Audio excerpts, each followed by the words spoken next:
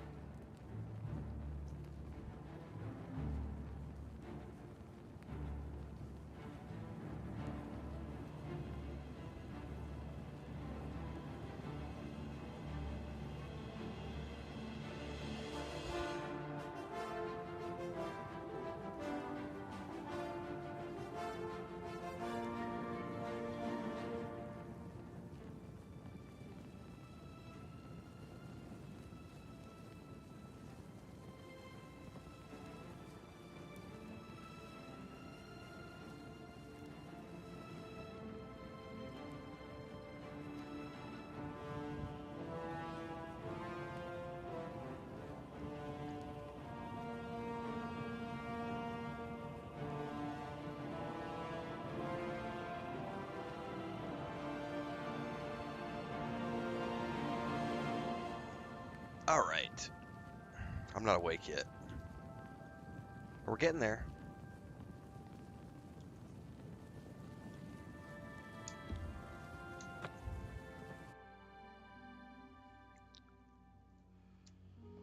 You know how it is. There are whispers in the halls of Cloud Ruler, as in any other place. But it matters not. The Blades stand united. Right. Well, we'll all have to remain extra vigilant. But enough chatter. Back to our duties, eh? Extra Farewell. vigilant.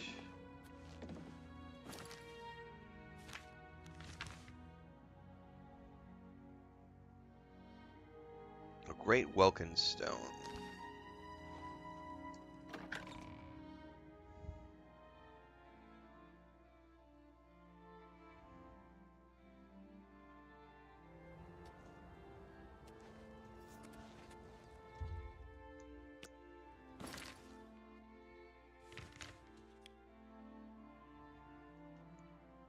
Oh, I've already been there. Well, at least I've been to the location. Don't think I've been in there.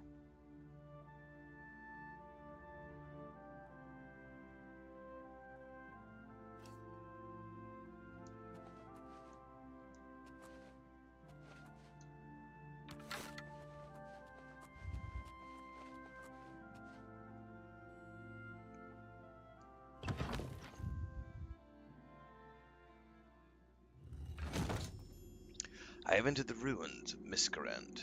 Now I must find its great Welkynd stone.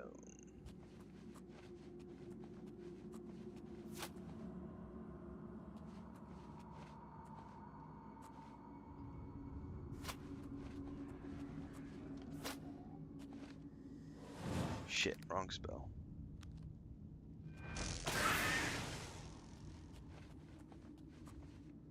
Oh, I'm still running clairvoyance? How long does that stay on?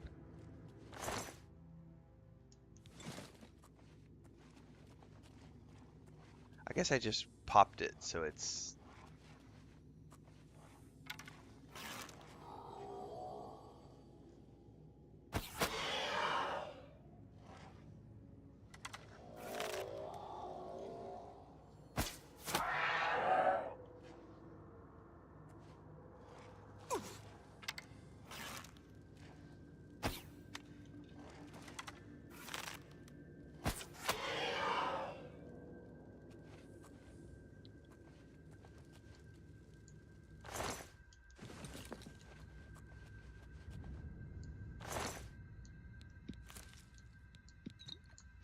I don't need to pick this shit up, I just need arrows.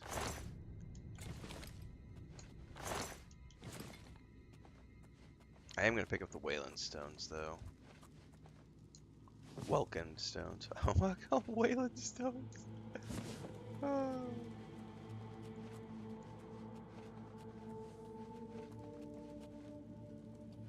I know I shot an arrow over here. There it is.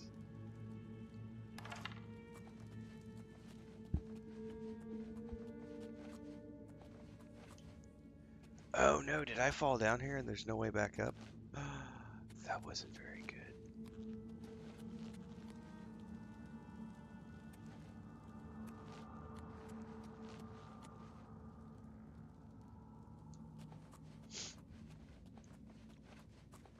What's up, Hector?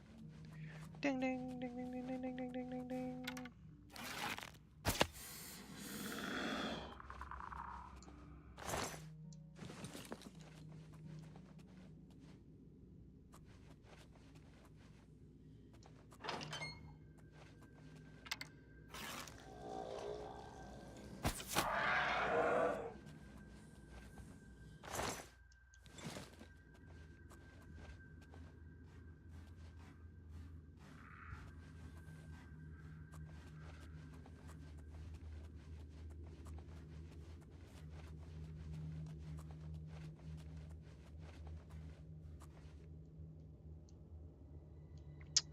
I gotta figure out where to open this door. Well, how do I get down here, I wonder? What's up, Yari? I don't see any stairs.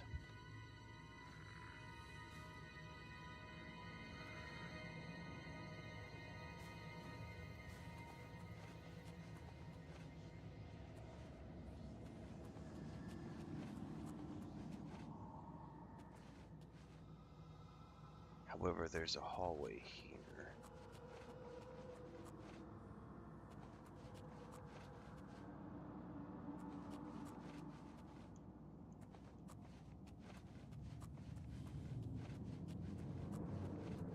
Dude, I think this is the way I came in. I may have to use my clairvoyance again. Because I just don't know where I need to be going.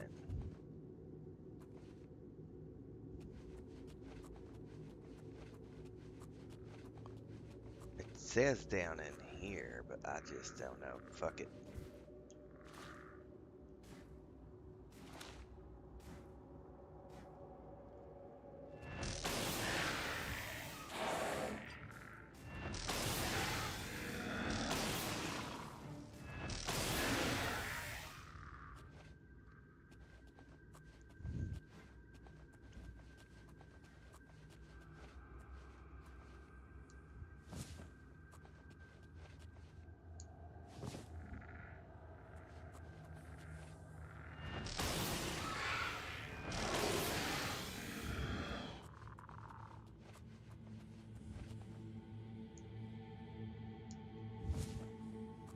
Where I can shoot these out. Now, I can shoot them out with an arrow, but it doesn't do it when I do spells. Okay, we got a stone bench. Nothing here. Okay,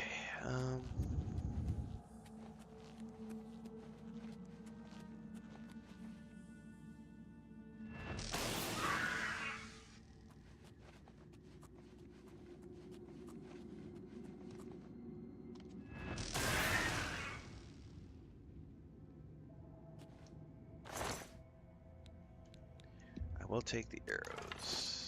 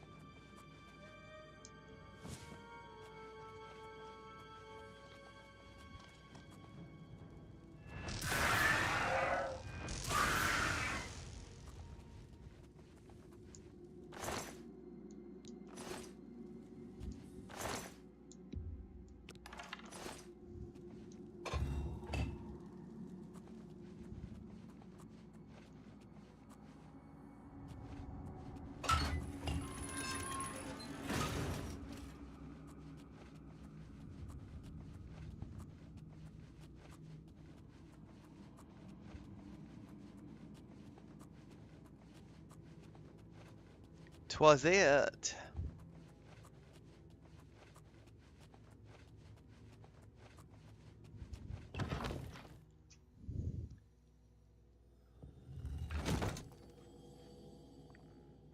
Why is my phone beeping?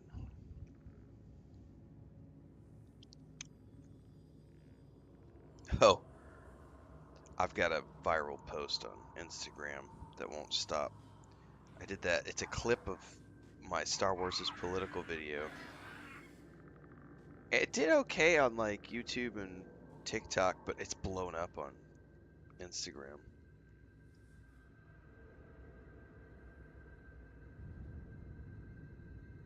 It's got 18,000 views right now. Something like 500 comments. It's just blowing. What's up, Devon?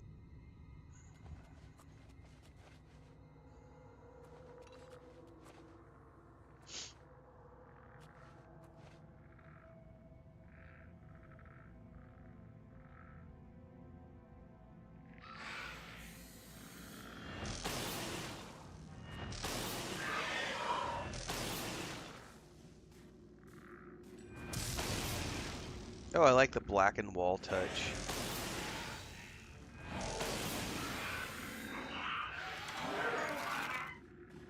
Somebody just yelled something. Didn't like what I'm doing.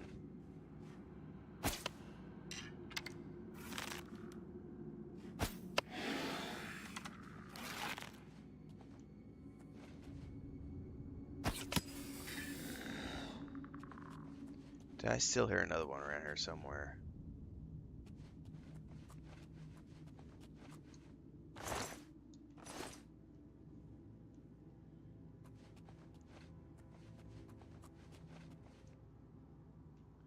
Cage is raised remotely.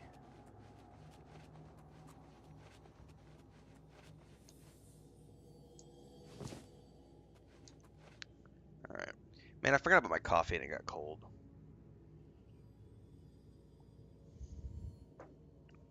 Lukewarm. It's just not that good.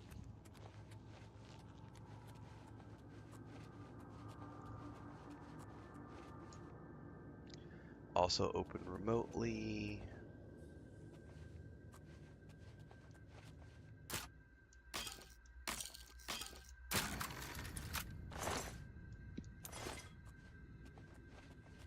Oh, oh, oh.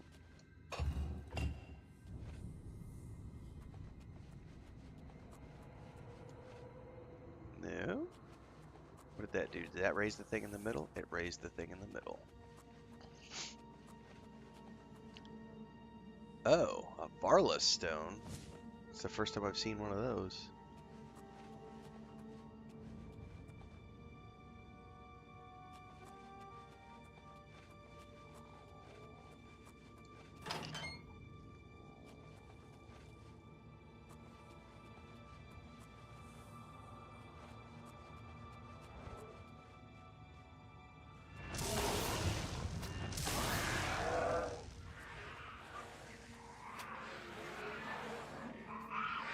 That doesn't sound good.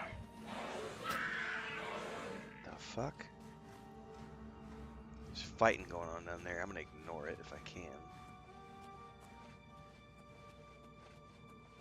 Alright, looking for buttons to press on the wall, man. Look at all those Welkynd stones.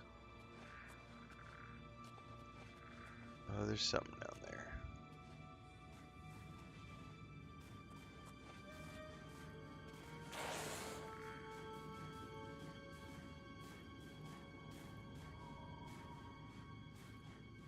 What's up, Frodo? Come here. Come here.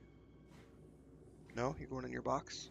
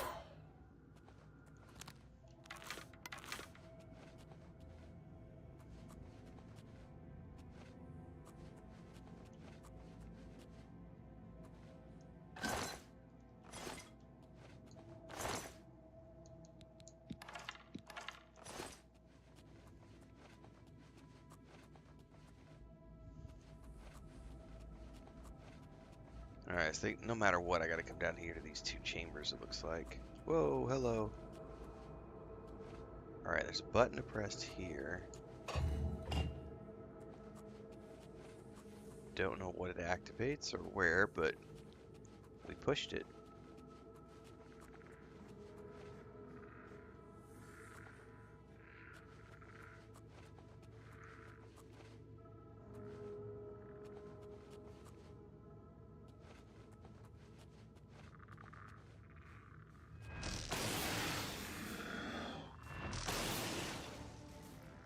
Oh!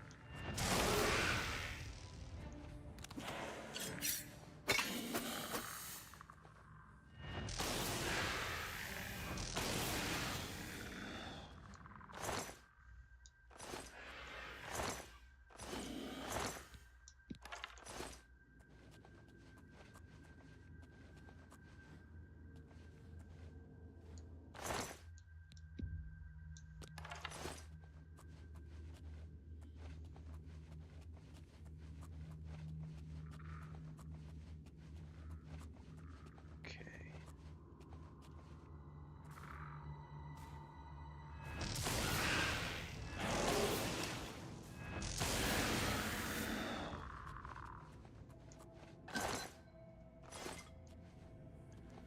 I'll take that. I'll take... Oh no, I'm over encumbered. Alright, this is where we get to have fun and start ditching stuff that I've picked up.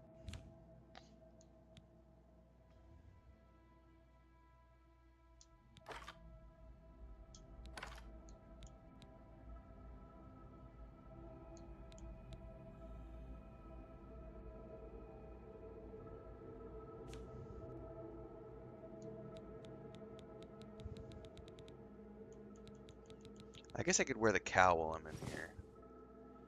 Still doesn't change the fact that I'm overburdened with shit. Oh yeah, yeah, we need to ditch some of this stuff.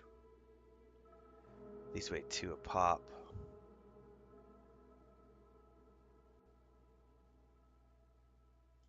Well, I'm gonna hold tight for now, but I do need to remember to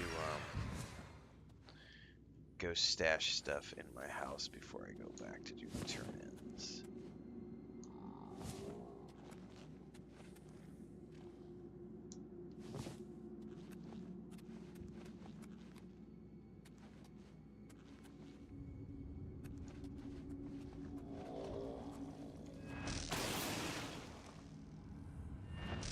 God damn it. I hate the targeting in this game.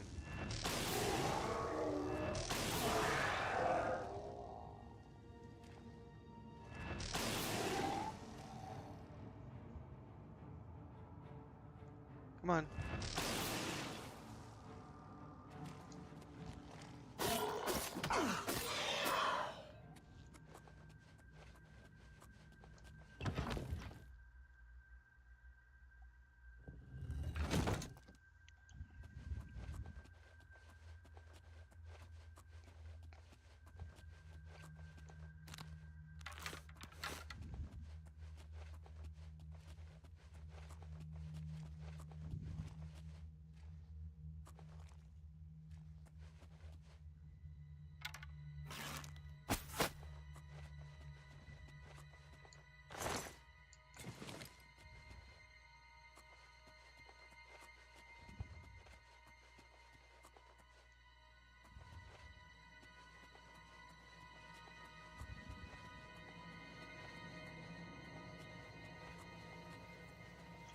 It's up top there, isn't it?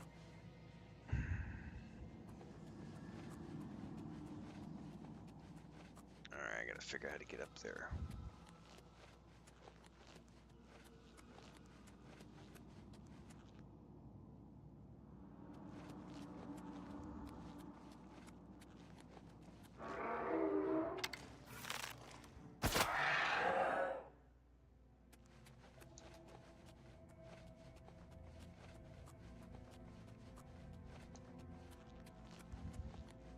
That wasn't it?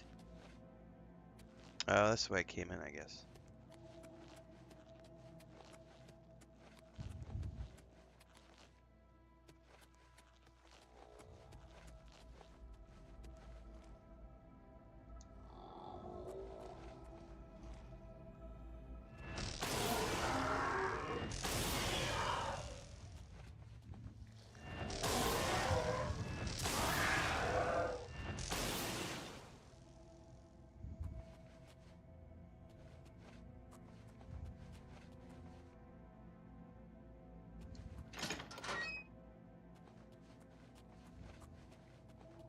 God, at least it didn't give me some stupid message that this door is open remotely. Oh, right. What's gonna happen when I grab it? Is it gonna be like Indiana Jones?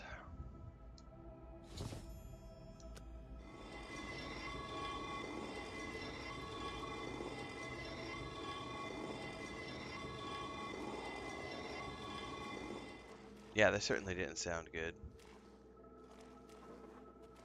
Yep, look at there. Would you look at that? Bad guys coming to get me.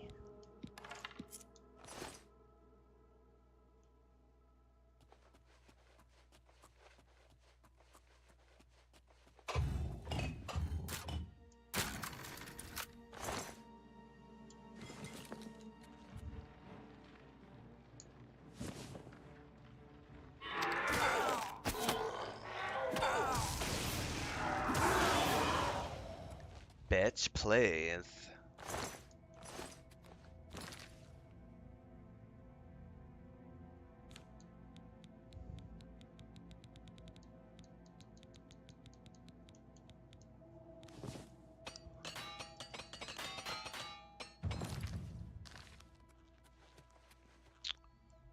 Alright.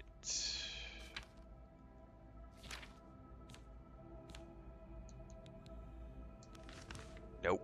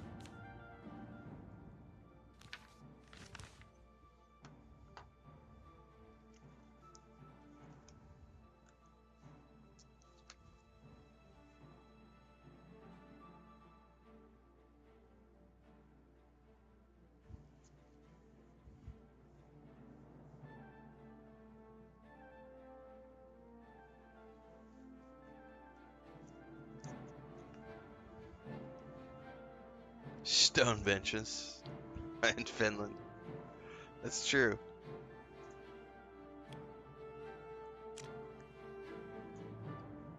Alright, so this will be another cool little beginner's guide starting tip for new players.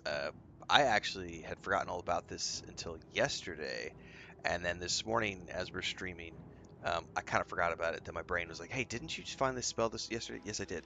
So let's assume for a minute that you're like me, and you're down in the depths of a dungeon with all of these different walkways and pathways that all sort of start to blend together, and then there's like these hallways off over here that you haven't uncovered yet, and you're down on like the third or fourth level of a dungeon and you're hopelessly lost, right? Well, this is a spell that they brought over from Skyrim. It's called clairvoyance, and if you look at it, essentially what it does is it shows you how to it shows you a route out. Um, and um, it's a really cool spell that if you're like me and you're hopelessly lost, you can click it. Now, granted, it might take you through enemies and stuff, so you kind of have to pay attention to that. But once you have it equipped, oh, there it went. All right, so all you have to do, and it lasts for 30 seconds. So all you have to do is follow the glowing blue trail, and it will guide you where you need to go. Somebody's angry at me. There's a zombie down here somewhere, and then it takes me to this door. Now, I'm still down here on another level, right? So we still have another level. So if I were to open up my game map, wait, so we have another complex dungeon to go through. So the spell is still running, but like, there we go. Oh, the zombies are after me. Well, let's take care of those really quick.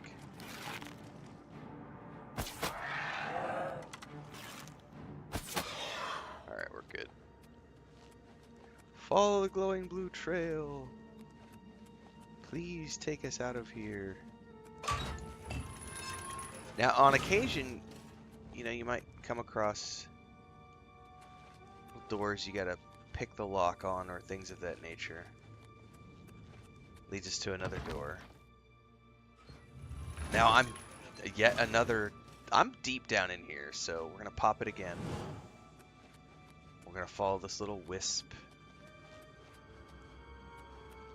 This takes the guesswork out of trying to find out how to get out of these dungeons, which I am very grateful for, because after you've been playing the game, I think we're over 50 hours now, all of these dungeons start to kind of blend together, and they get really confusing when you're down in here and you're like fighting mobs and stuff, and you get turned around and you're like, oh no, which way did I go up here? Did I go down here? Did I go left? Did I go right? Was there like, did I fall? How did I get here? Clairvoyance is the spell. And now once we're out in the open here, if I'm not mistaken, let me, hang on, I gotta deal with this bad guy here really quick. Really? Oh, I missed.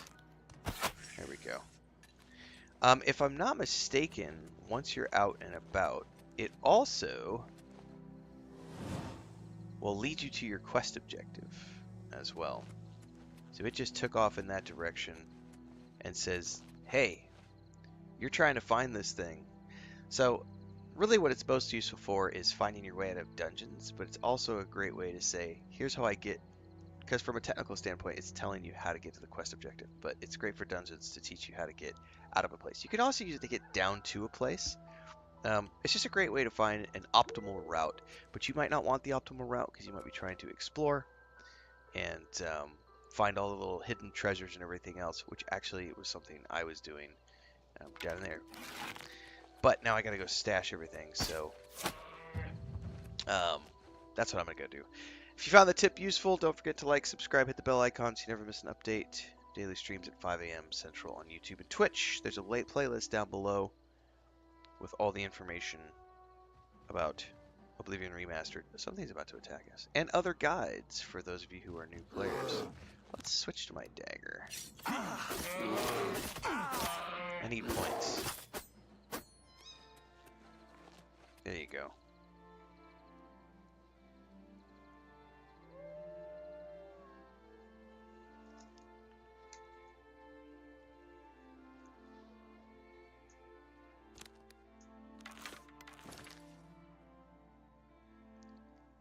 No, we were just doing that as an experiment for a few days.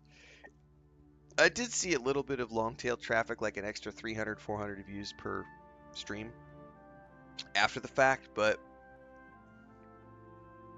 I was hoping for something more substantial. What's up? Do you want to come say hi to everybody?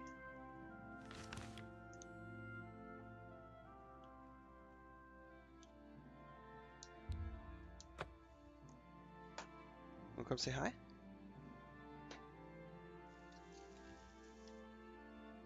No? What are you doing? Do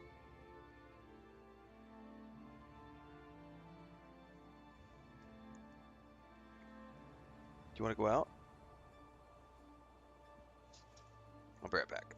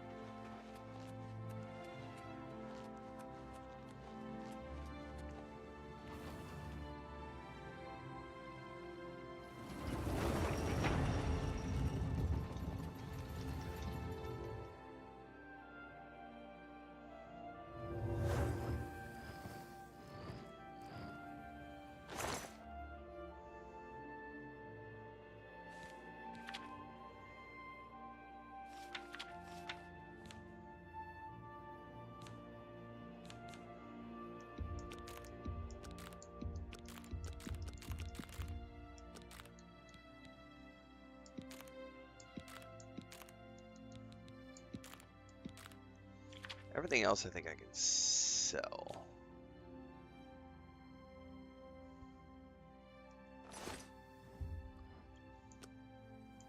However, I need to take my cowl off, otherwise I will get nailed when I go into town.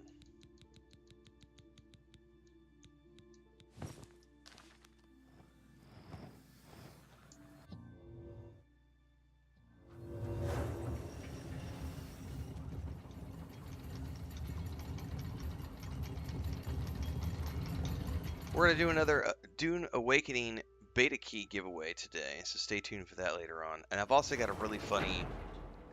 I got a funny thing I got to show you guys. So, as I've gotten bigger... Just remind me in a bit and I'll show you guys, because I got to bring it up. But, I've had someone who's been trying to catfish me so hard on Facebook. It's the funniest shit ever, and I've got to share it with y'all to show you what it's like when you start to get a big enough following where people pursue you because they're trying to get money out of you and trying to scam you. It's happened a few times in Discord, but it's usually what they'll do is they'll join the Discord and they'll like join the Discord, they'll say hi, they'll wait a day or two, and then they'll say something else like, "Oh, I love your content, and then they'll wait another couple of days, and then they'll start sending you private messages. And be like, "Oh, I love what you're doing. How are you, sweetie? How are you, honey?" I'll show you the Facebook one here in a bit. This twit has been trying so hard to catfish me, and I gotta chuckle because it's like, how many of these poor schmucks out there actually fall for this shit? Like, how many idiots out there actually fall for this? Don't know if I've met all and three brothers, though. follow the links and click the things and bunch of suckers, bunch of simps going to the OnlyFans. Welcome to the copious coin purse. Like 99% of the time, What it's kind of deal can I make some for you today? dude making minimum wage, hiding behind the profile pic. Only quality goods for sale here. What can I interest you in? Let me sell and I'll go show you guys what I'm talking about. You should. That's a great quote. You should be flattered, Petal. Let's see here.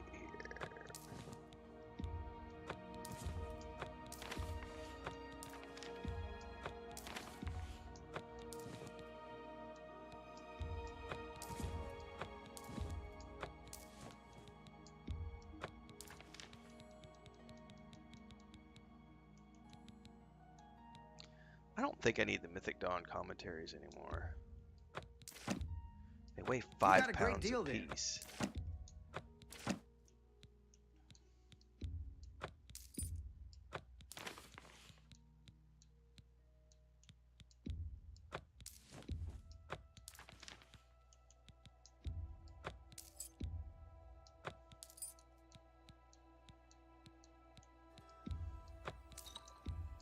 An excellent bargain.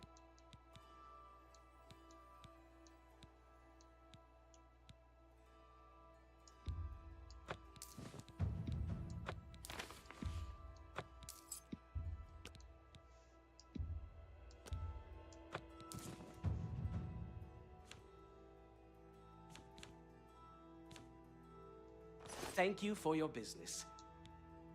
Goodbye. Please come again.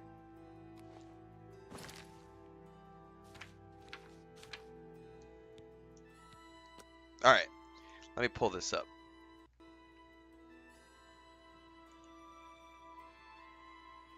I don't think I gotta double check that I'm not sharing anything that's super private.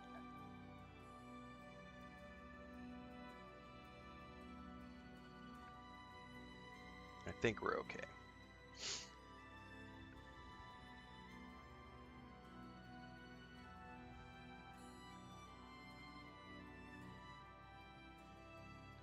Okay, so as I was saying, someone's been trying to catfish me so hard on Facebook, and I got to share this stuff with you guys because it's so funny. Like I said, the Discord stuff, it's usually low key. This person is hilarious, and I think it's because they can see when you've seen a message, and so they've been coming. Now it's been like a day or two now where they haven't sent me messages. So I don't use Facebook at all. I have a Facebook page for my brand. I haven't used my personal Facebook. I think I maybe post something there once a year, and it's usually related to like something from the Homestead with Chris and I to celebrate something. Um, but I have a brand page. It does not have very many followers, as you can see. It's only got 161 followers.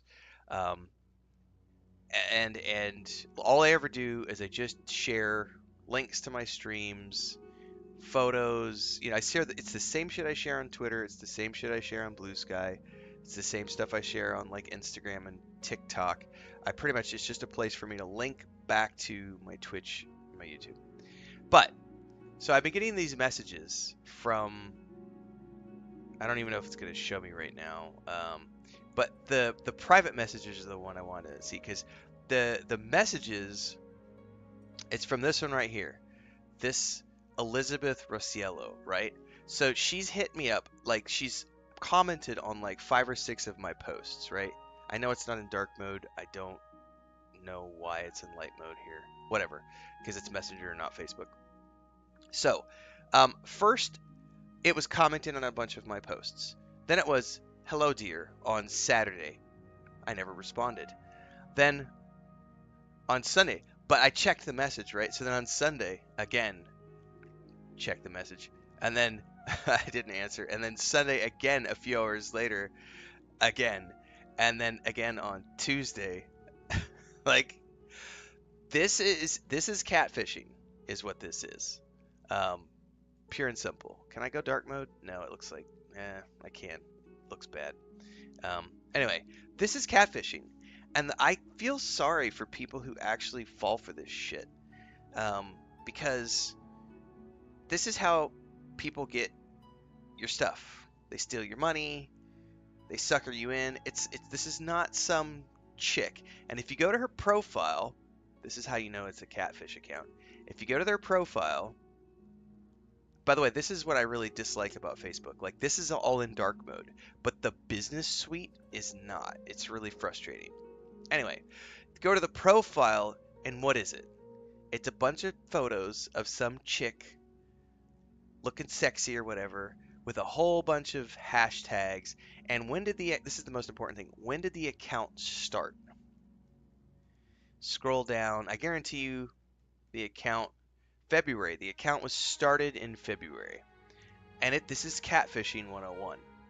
So this is someone trying to get money out of poor single schmucks.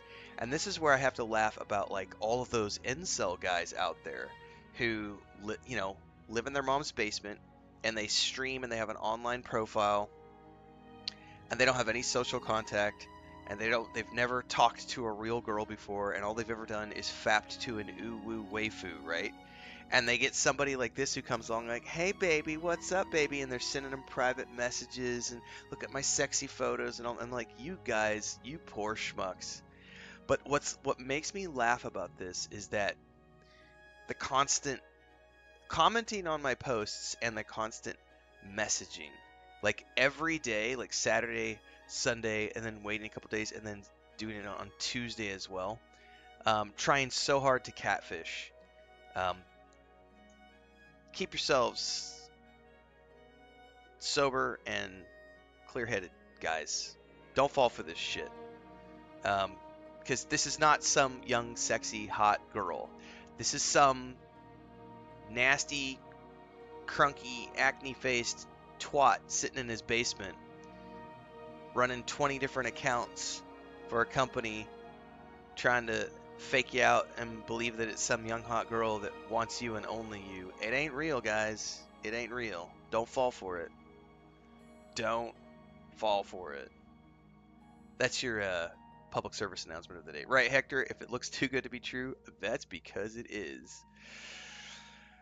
But, I mean, they're getting aggressive. The Discord has been getting hit about 6-7 times a month right now. Maybe a little bit more than that. I feel like it's about 6 or 7 times a month. This is the first time my Facebook page has been hit. But just, it's the constant messaging. Hey dear, hi honey, etc. Don't fall for this shit, guys.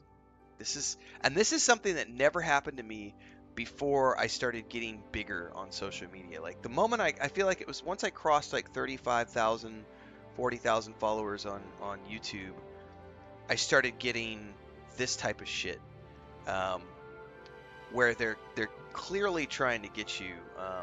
And Discord, it's the same thing. They comment on like 3 or 4 Discord posts. They always use "Hey honey," "Hi sweetie," "Hi dear," and then they follow it up with private messages.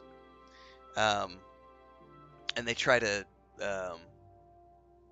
get you to comment. They try to get you to reply. Don't reply. Don't comment. Don't click any of the links they send you. That's your public service announcement for the day, kids. It's yeah, man.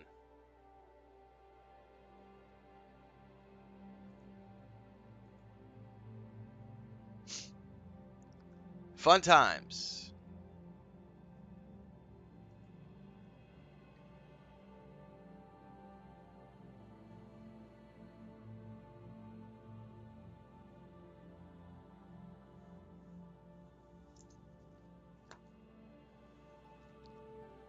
Don't get caught.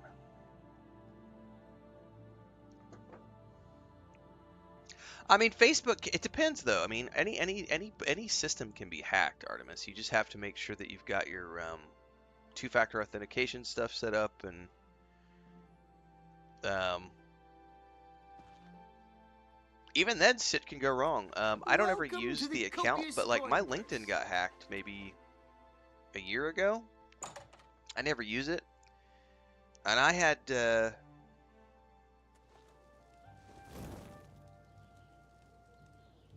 um, they still got in, switched my two-factor authentication, and then changed my profile. And I, was able to get a hold of technical support and was like, yeah, this just happened. And they were like, oh shit, let's look into that. And they had a big leak. Every system can be hacked.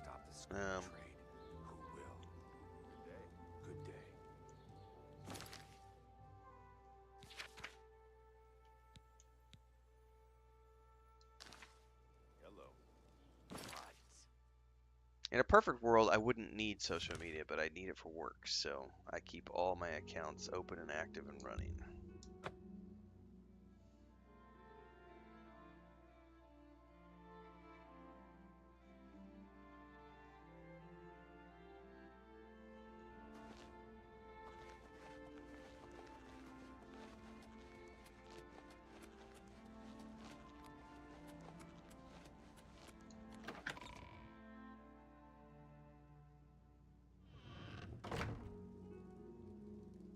Hail! With all due respect, sire, there must be another way. Oh, he's wearing the risk is armor too now. great. I do you know need the from us? risk. I was at Kvatch. But there is no other way. We have no choice. The Countess will never agree to it. She will. She must. Very well. The blades are, as always, at your disposal. You're back. And you've got the Great Stone. You did. I can count on you. All right, give him the stone. I never thought to see a great Welkynd stone. As beautiful as all the old tales tell. But of course, its beauty is a mask for its deadly power, like everything crafted by the aliens. Now, we need only one more item, and we'll be ready to open a portal to Manka Cameron's realm. I should have seen it sooner. It's the counterpart to the Great Welkynd Stone, just as the first two were the opposed powers of the Daedra and the Divines. Welkynd stones contain the concentrated power of Mundus. Their counterparts are sigil stones, which are used to hold open Oblivion gates. A great sigil stone, then, is what we require. What's the catch? You're not going to like it. Joffrey doesn't like it. The Countess of Bruma certainly isn't going to like it. Great sigil stones are the anchors of great gates. The kind of gate the mythic Dawn opened at Kvatch. The kind of gate the mythic Dawn wants to open here to destroy Bruma. So we're gonna have to let them open the gate. Okay. I said you weren't going to like it. The risk is great, I know. I was at Kavach. I saw the terrible power of the Daedric siege engine. But we have no choice. The only way to recover the Amulet of Kings is to allow the Mythic Dawn to proceed with their plan to attack Bruma. At least you'll be safe here, nudge, nudge, wink, wink. No. I'll lead the defense of Bruma myself. If I am to be Emperor, it's time I started acting like one. Remember when we first met in Kavach? I told you that I didn't want any part of the God's plan. I still don't know if there is a divine plan, but I've come to realize that it doesn't matter. What matters is that we act, that we do what's right when confronted with evil. That's what you did at Kavach. It wasn't the gods that saved us, it was you. Were you acting for the gods? I don't know. But now, it's my turn to act. Whew. Please, my friend. I need your judgment, not your obedience. I explain myself to you so you understand me, and so you can explain to the Countess. I'm afraid she may take a bit more convincing than you. All right, I'll Good. talk to her. Have her meet me in the Chapel of Talos for a council of war. That seems a fitting place to make such desperate plans. Hail. What do you need, friend? All right, back out. Marvel movies, I'm just not. I'm. Occasionally, if I have nothing else to watch, I will watch Marvel movies. But I quit watching after the end of the Avengers Endgame, when they destroyed Thanos and brought back the snap and everything. I was like, that's it. I watched everything from Iron Man up until that point, and everything since then I've just been like, meh.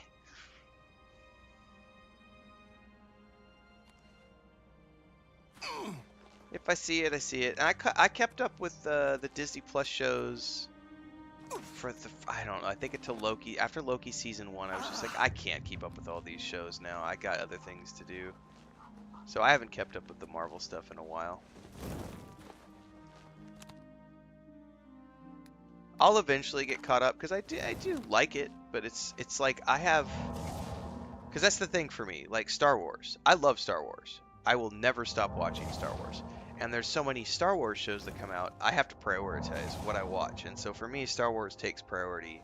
Star Trek takes priority. Marvel's like way down on the list. So I will take a look at Thunderbolts when it comes to home digital media. But I live 3 hours from the city.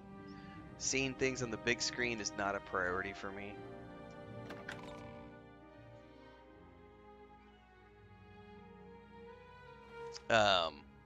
We just watched Gladiator 2 last night. Well, we finished watching. I put the review up this morning, actually, for anybody who hasn't watched that yet. That's out on YouTube. And we just watched Maverick a couple nights ago, which is an old Mel Gibson, Richard Donner movie, which I'd forgotten how fucking funny it was. From like 1990. It might have been 93 or 94, I don't remember. And I've got Andor today. We got the next 3 episodes of Andor. So the objective today is I'm doing my morning stream. We're going to do the Dune Awakening giveaway. And then I'm going to go from there to watch the new 3 episodes of Andor and get those reviewed and out on the channel. And then after that, if I have time tonight, I will come back and do Days Gone. Greetings. What news from Cloud Ruler Temple? Battle plans, my dear. A desperate plan indeed. This prince? Emperor? Martin would risk my whole city to gain a great sigil stone? Well, we must recover the amulet. This is the only way to stop this invasion from Oblivion? I must confess, you are the first person to speak of victory against these Daedra. This war seemed hopeless to me. But what else was there to do but hold on and wait for a hero to arise to save us? And now it seems there is an heir to the throne after all, hidden at Cloud Ruler Temple. And perhaps a hero as well? Martin awaits at the chapel. You avoid answering my question. Very well. Don't think I doubt you. The rulers of Bruma have long had dealings with Cloud Ruler Temple. We know whom they serve. I will meet Martin at the chapel. When all is ready, I will order my men to stop closing the gates and prepare for battle. Anybody who wears their underwear on the outside of their spandex has serious issues. You're not wrong. Well met, my lord.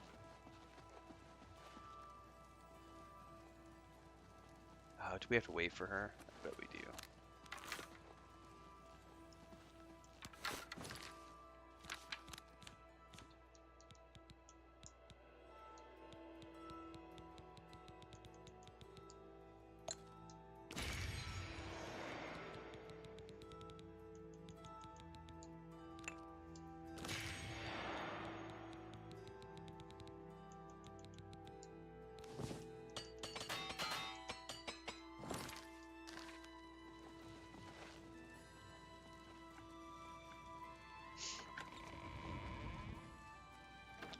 I just thought the marketing for Thunderbolts was interesting because they went from calling it Thunderbolts to the New Avengers.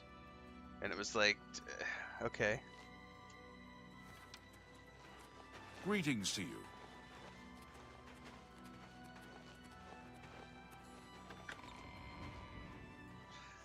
Do we really have to follow her all the way down there? I really wanted to go get a cup of coffee. I guess I'll follow her and then I'll go get my coffee.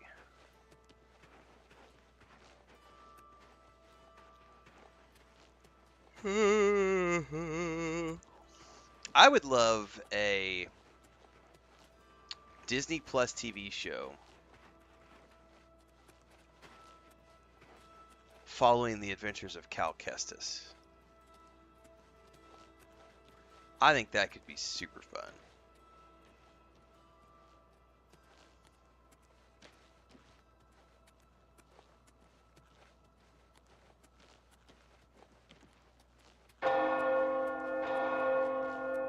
There is a rumor that we might get a live-action Cal Kestis.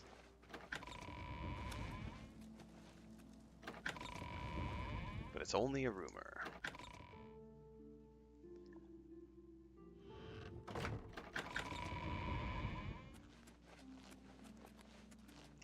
Alright, I think she's about to give a speech. Give me a second. I need more coffee.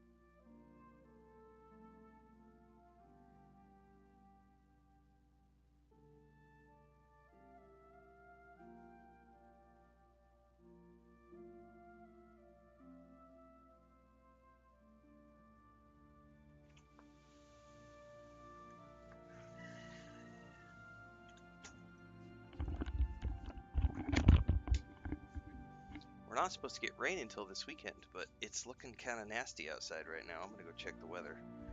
It's been windy all morning, and the sky is like all sorts of green gray.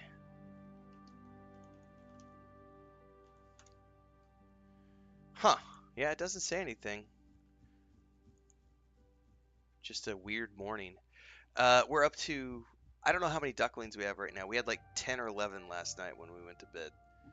And I just went and checked. It's getting light outside, and she's just hunkered down on top of the nest. So I'm really curious to see if she's going to hatch all of them or not. As soon as I know, I'm going to go outside and record a video for the Homestead channel. They're super cute last night, but they're all like wobbly and...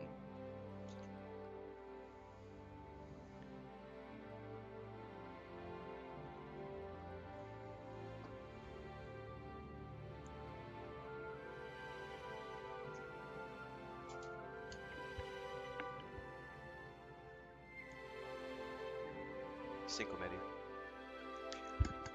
Hay luz afuera. Renato es afuera con su cresto arriba.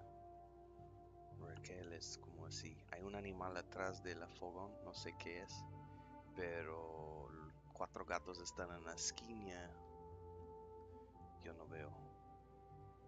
Pero Renato es con su cresta y tal vez tenemos que checar porque no sé si es algo que está tratando de entrar para quitar los bebés o algo. No lo veo. Pero escuché un ruido, yo salí. Porque yo veo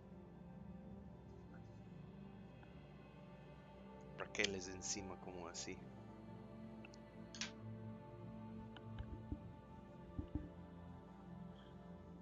Duckling pie for supper? How dare you, Hector? How dare you? No, not yet anyway.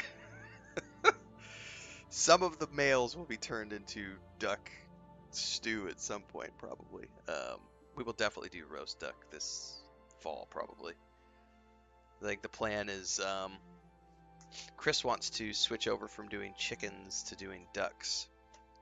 So I think she's going to start to, now that we have a whole bunch of ducklings, we're going to see how many obviously survive and then start to build up the duck herd.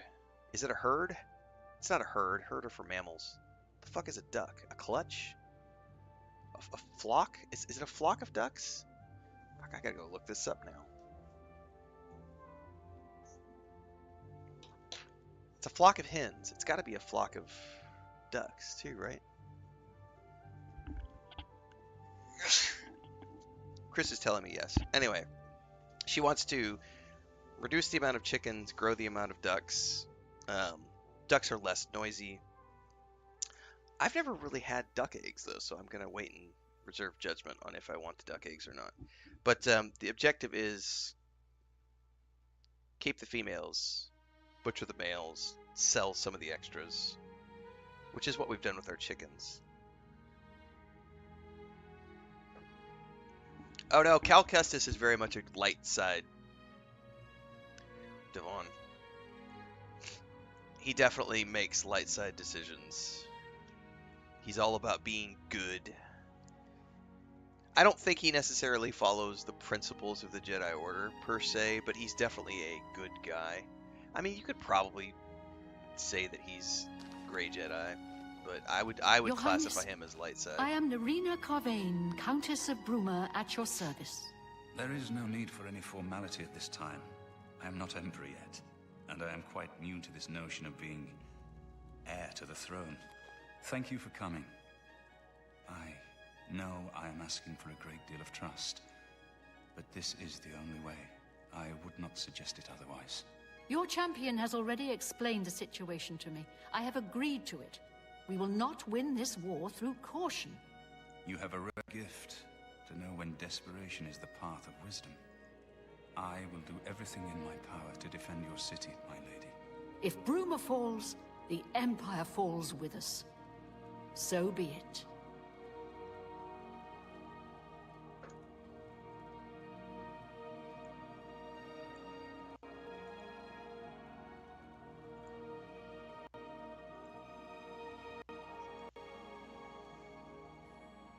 What's up?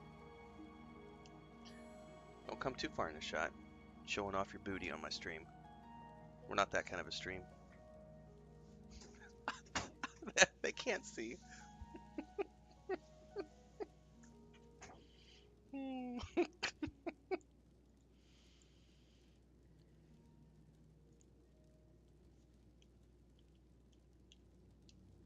I will call out my militia if necessary. But must we truly stand alone? I don't think we can survive the Daedric onslaught.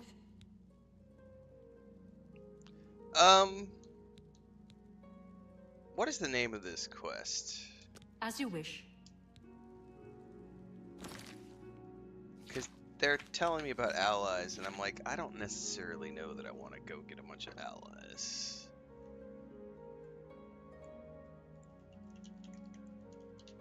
Yeah, Chris came in here in her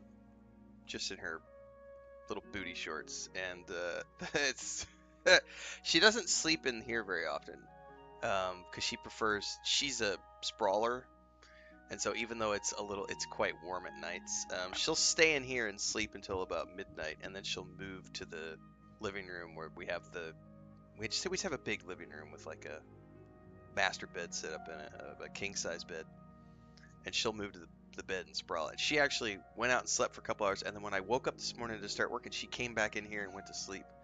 But I was just laughing because she left the room and then came back in looking for her actual shorts, and I had to pinch the booty, guys. I can't resist. I'm a booty man. Had to pinch the booty. All right, let me read this quest really quick.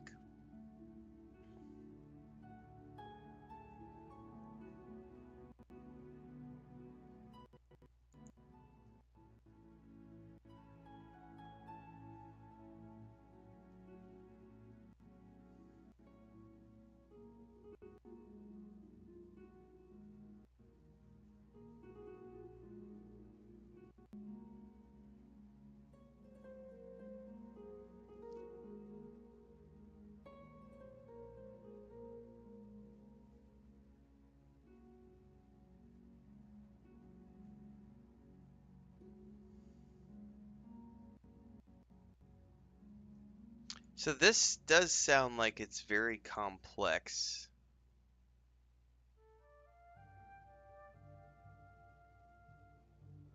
And there's going to be a lot going on, and I basically just need to make sure Martin survives. This will be fun, because I don't want to go do all the extra Burma quests, or the extra Get Allies quests, because then I'm on a timeline. So I'll probably do a hard save here. And we're just going to try this and see if I can... I'm on easy mode. Surely I can make this happen without all of the allies and everything else.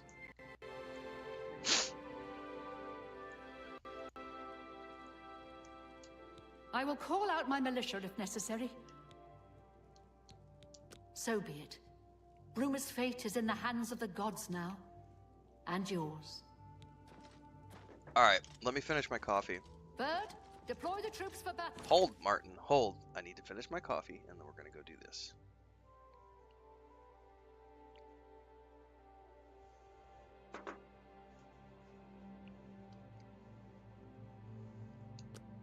As you command, Countess.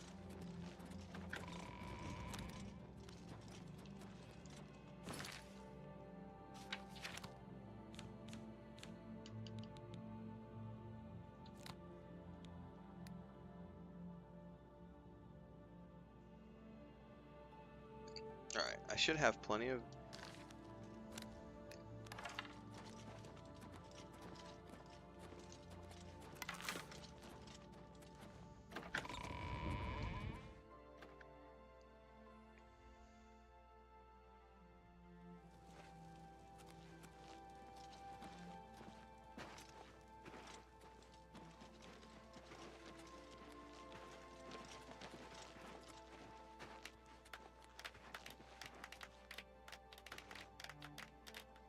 Martin, Martin, Martin, Martin. It's you.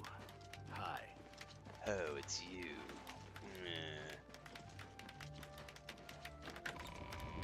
It's not Martine, it's Martin, but still. It sounds better to say Martin, Martin.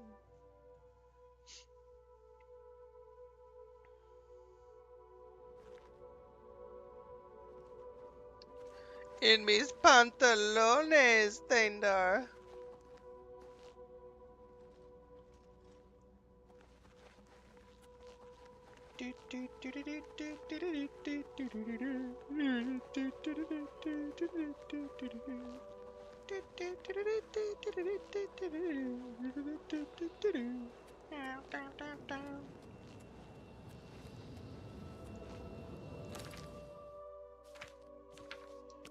Quick save on the game, and we will try to take out the bad guys. I arrived at the battlefield to find one open Oblivion gate. Once all three are open, the Mythic Dawn will open a great gate, which I must enter and retrieve. Okay.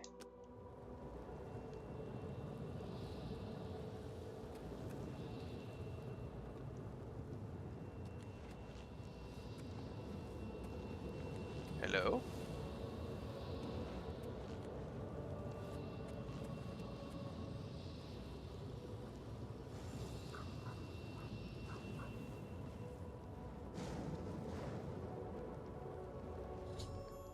Martin, I've entered the battlefield. Must protect Martin until the Great Gate opens.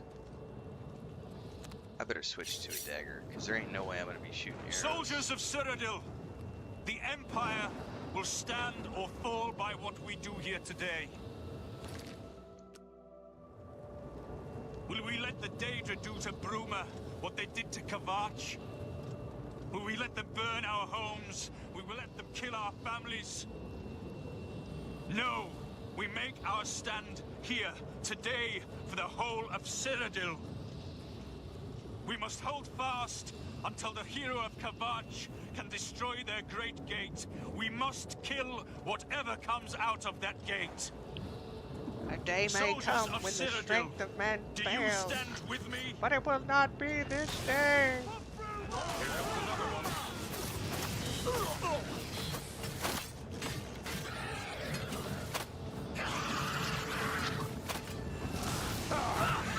You'll never take me down. Someone's The gods have taken note of your crimes. been murdered. What? Oh, hold up. I apparently accidentally killed somebody. The force of my dagger was so powerful that I accidentally killed an innocent. It stabbed through the bad guy. Will we let the Daedra do to Bruma what they did to Kavach? Will we let them burn our homes? We will let them They kill better our not take my families? sweet rolls. No, we make our stand here, today, for the whole of Cyrodiil. We must hold fast until the hero of Kavach can destroy their great gate. We must kill whatever comes out of that gate. Soldiers of Cyrodiil, do you stand with me?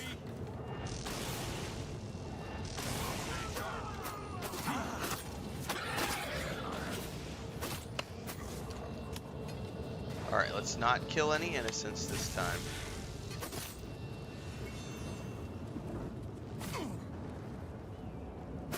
Wait, hang on. Why is Bird attacking me?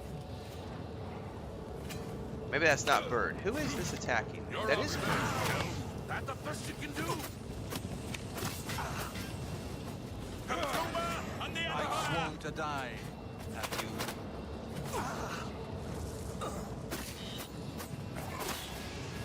Not on this day.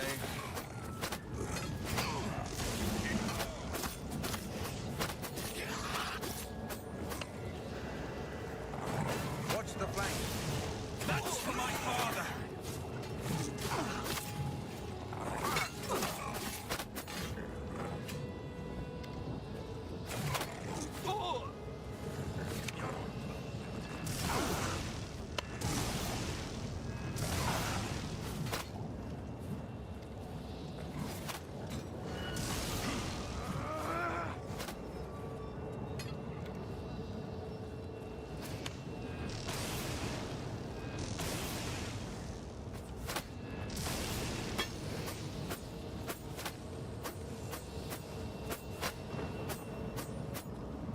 Oh, he's bugged.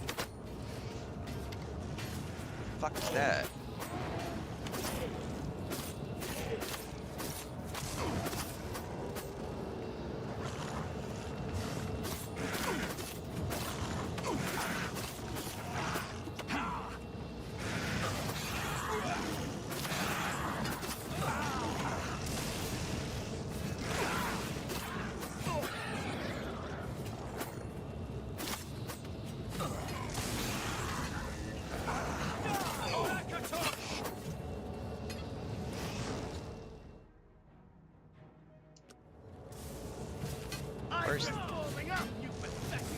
That's the Great Gate.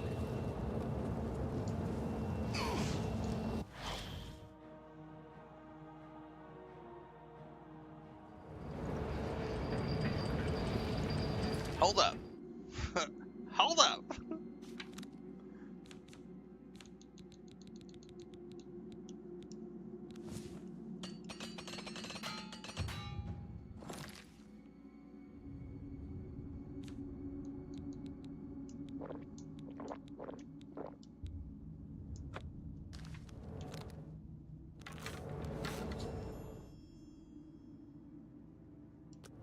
Okay, so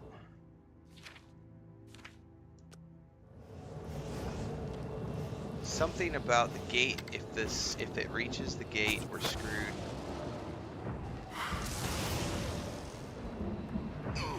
I don't know what I'm supposed to do here.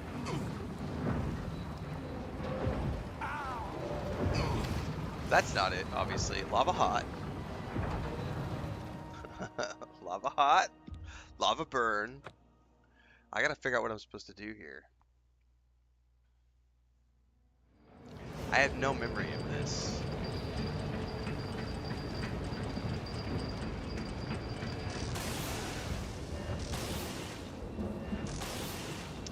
Fucking missing all my shots, man. Really?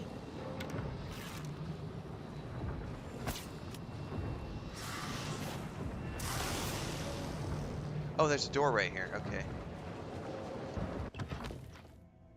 Okay.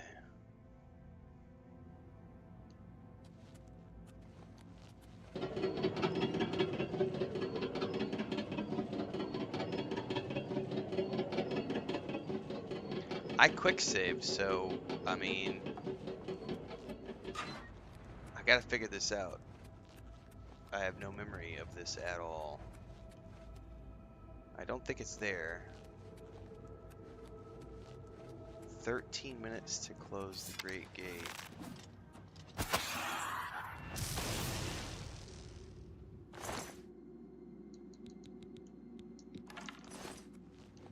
Okay, there's a door here.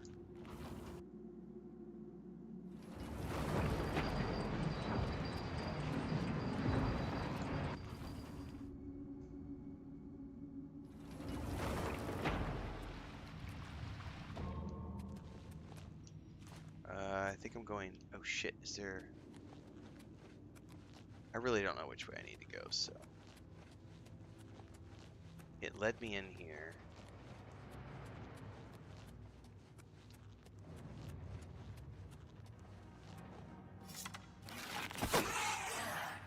Make sure you don't have any keys.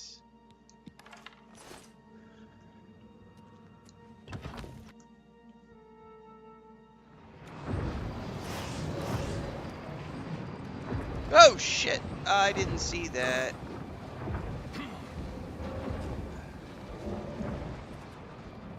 Fuck, I'm dead. Yeah.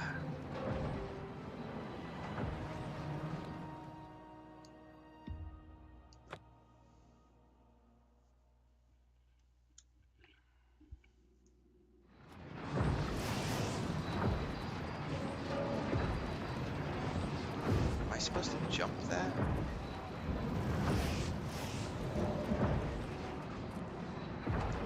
I guess that's a yes.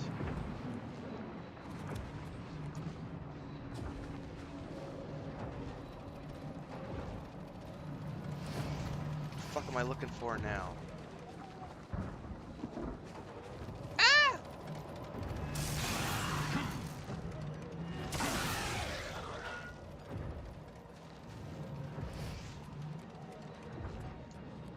Oh no, I can't get through that gate.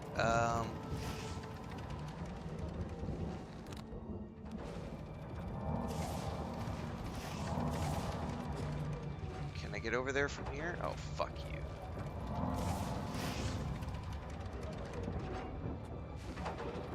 Ah!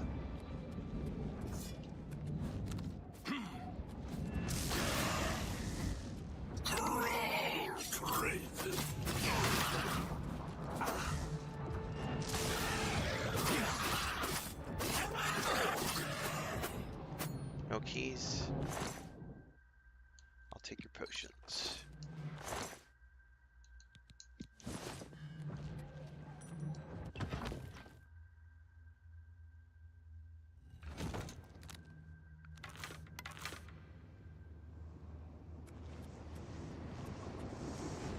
time to fuck around or find out. We just gotta go.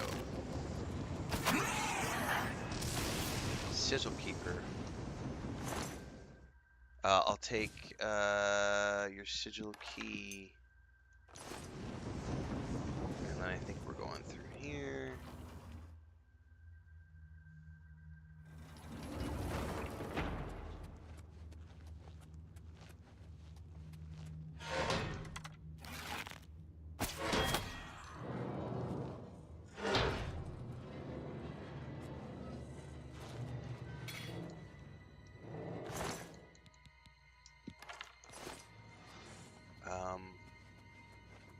Shit, am I going out?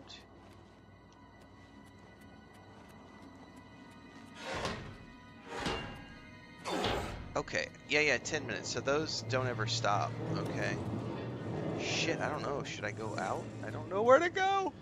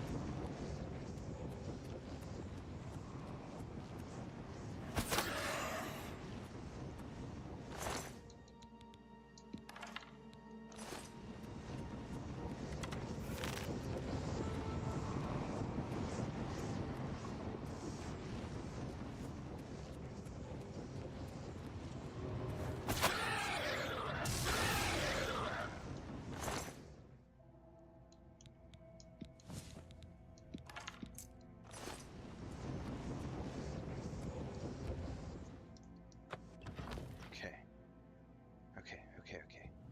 It says we got 10 minutes. 9 minutes. Fuck, man. Why you pushing me? Why you pressing me for time, man? I think we're okay. Because this is where we're at. I think we're okay. I just gotta close the portal in here.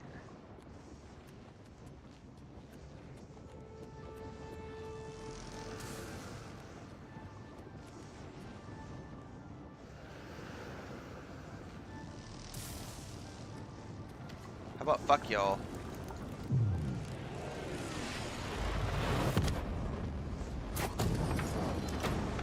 See ya, bitches!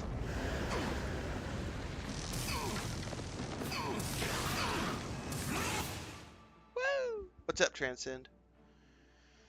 How are the portals at higher levels? I'm not really worried about closing too many portals. I only did this one because I had to. Oh shit, was that not enough?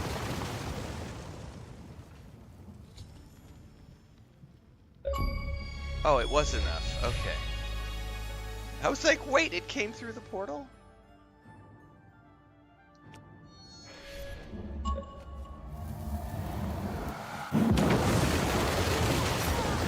Oh, wow. Okay. Martin. We won a great victory here today. We now have the means to recover the Amulet of Kings from Miscarcand. What's up? But we need to act quickly. Looking for your Cameron samples. will not take long to recognize his danger. Remember, the portal closes behind you. Anything you need, carry it with you. I'll have the ritual ready in the Great Hall when you arrive. Farewell.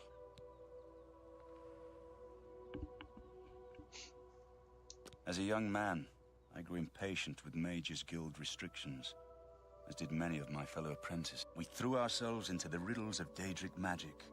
You can guess the rest. I've put those days behind me. Farewell, my friend.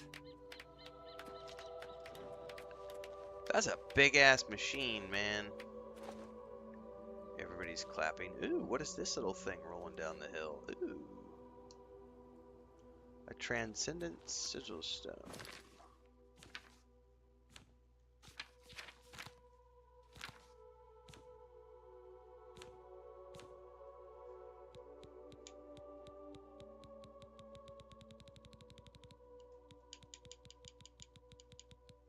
I have 2 of those now. Oh, feather. Yes, please. Put those on my fur greaves. 100%.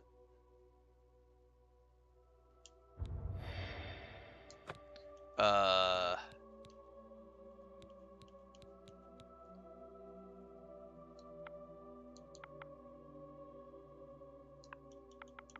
fuzzies.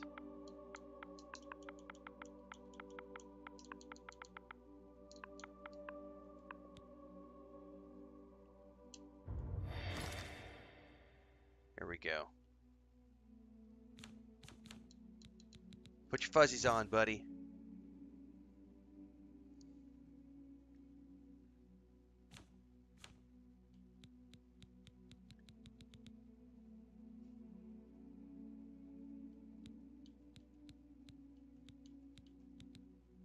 All right.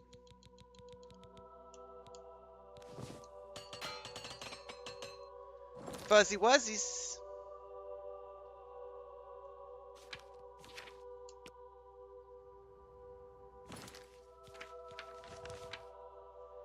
Paradise.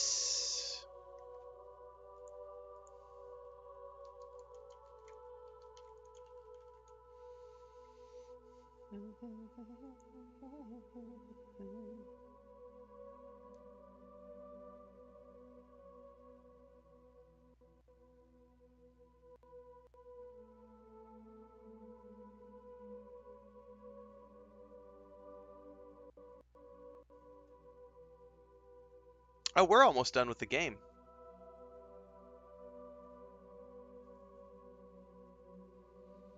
There's only 2 main quests left, Paradise and Light the Fire. I think that means we'll wrap up the main game today.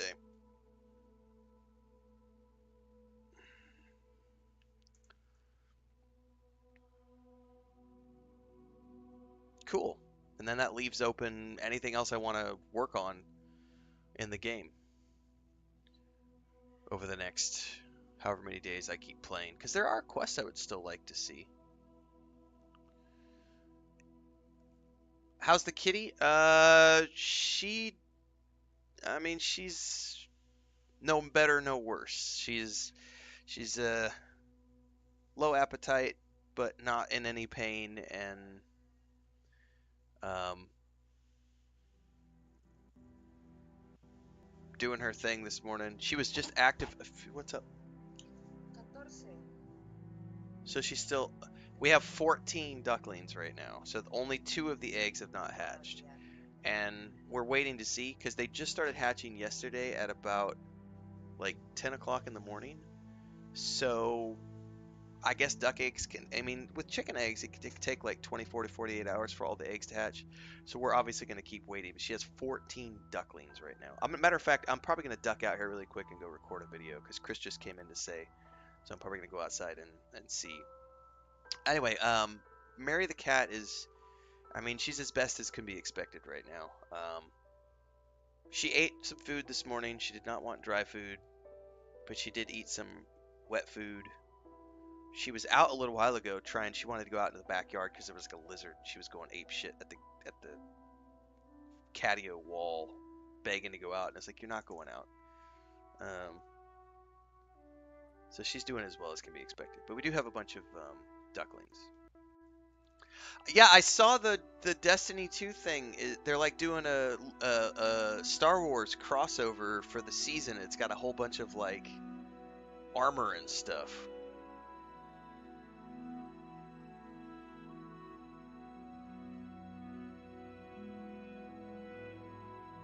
Do I put my TV or monitor color temperature to warm or leave it standard? No, I have a blue screen filter on.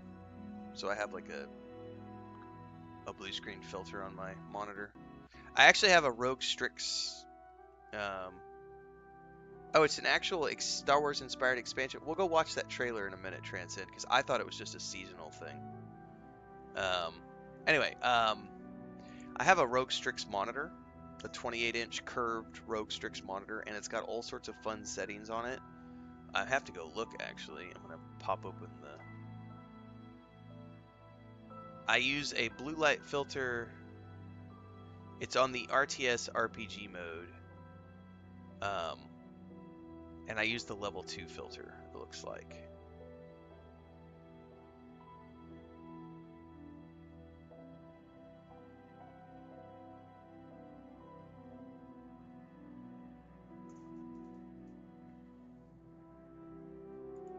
All right, before we watch the Destiny 2 trailer, I'm gonna go outside. I want to check on the ducks. If I can do a video real quick, I will. So if I'm not here for like 3 to 5 minutes, it's because I'm recording a video outside for the Homestead channel.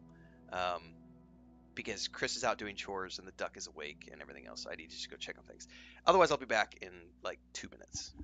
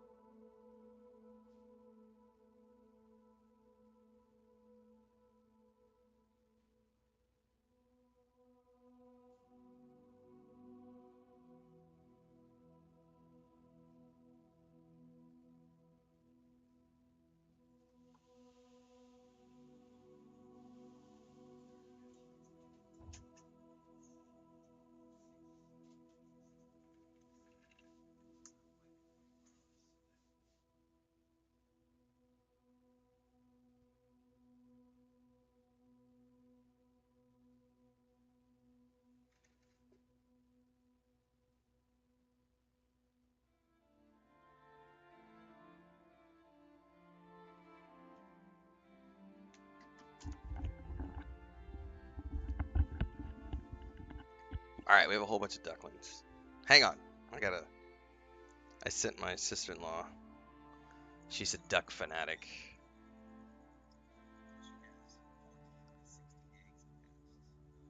So that's our mama duck, and those are some of her little babies right there. 14 of the 16 eggs have hatched, so I just recorded a video for the Homestead, so I'll have that video up later today on the Homestead channel. But yeah, we've got a whole bunch of ducklings, and hopefully we'll get 2 more, because if she has a 100% hatch rate, that's going to be crazy. And now we got to try to keep them all alive, because stuff happens, man. Like, every time we've had chicken, like, we've been doing chickens for 3 years. If you get a batch of, like, 10 chickens, 2 or 3 of them don't make it. Like, I believe my sister-in-law, because my sister-in-law, she does tons of ducks and chickens, and then, like, my nephew raises chickens, and he has like prize chickens. He does like show chickens as well for the festivals, for like the local fairs and stuff. So he has some chickens that are worth hundreds of dollars. And I remember we went there's a hatchery where you can buy like batches of babies and stuff, and I think they said something like an 80%, like that shop guarantees an 80% rate. So I think it's like 80% is what you expect, 85%, something like that. I could be wrong on those numbers, but like you expect 80 to 85% to survive. So we'll see.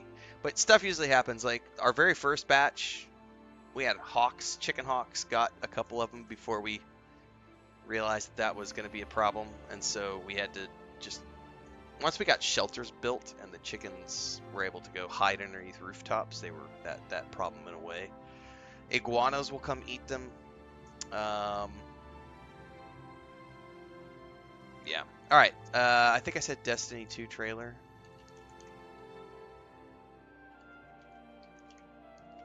I mean, what's the name of the? Is it called Renegade? Is it Edge of Fate? Is that the name of the?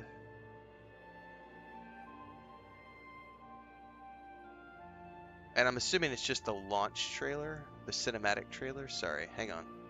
What for?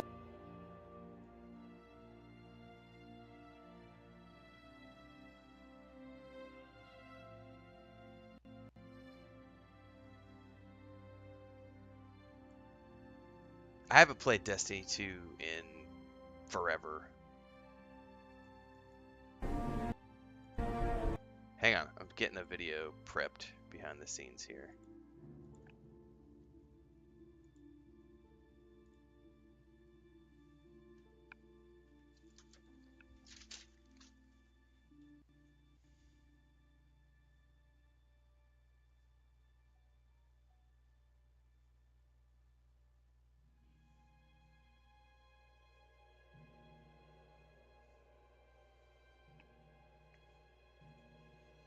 So, Destiny 2: The Edge of Fate. This is the cinematic trailer. I've not watched it yet.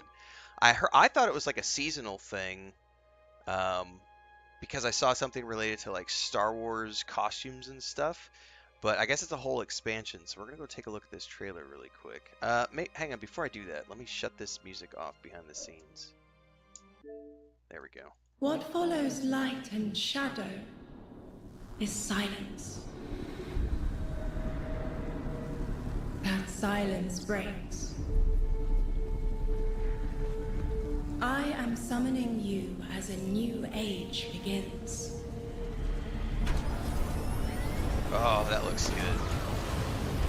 I see sapient life turn to each other. They remember how to look to the stars. They remember curiosity. They remember how to thrive. But they have forgotten.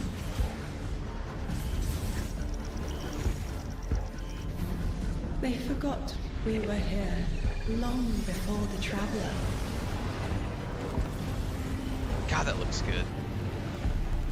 They forgot that they need us. But they are fated to remember.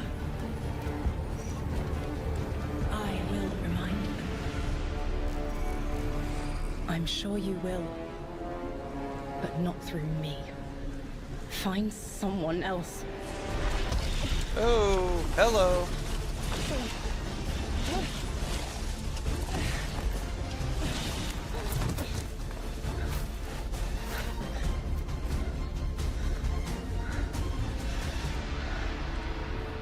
Hell yeah. My will is my own. Nice.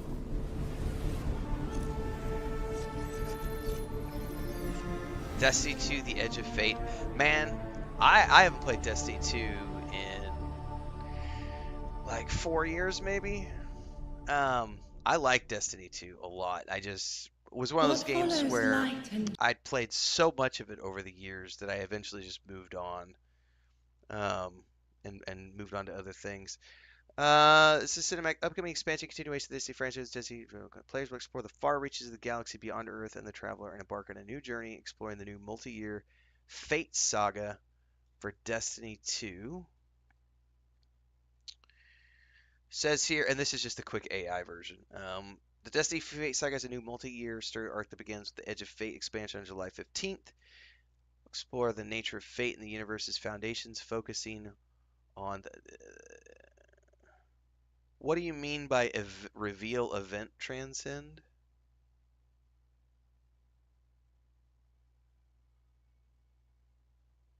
Because there's a whole bunch. Where would I find that event? And is it very long to watch? Because if it's something that's going to be, 45 minutes, I'll have to go watch it on my own time. Let's see here. Okay, here's the press room for Bungie. Go into dark mode here. Is this the gameplay? Is this different than the trailer we just watched?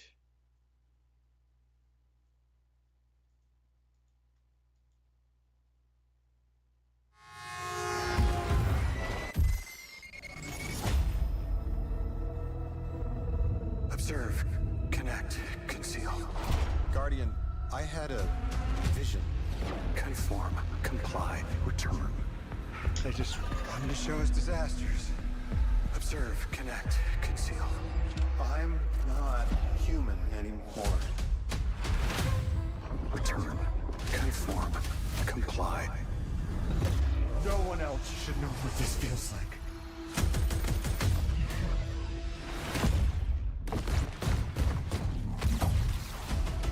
I don't know why it's not going full screen. It's driving me nuts.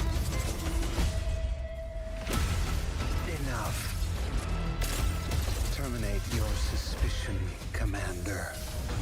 Remove your scornful blindfold. Fuck, does this mean I'm gonna have to go play Destiny 2 this summer? Conform.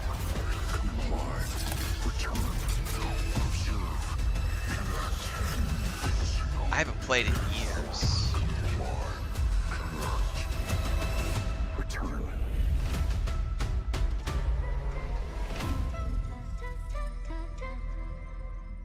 That looks pretty awesome. Destiny 2.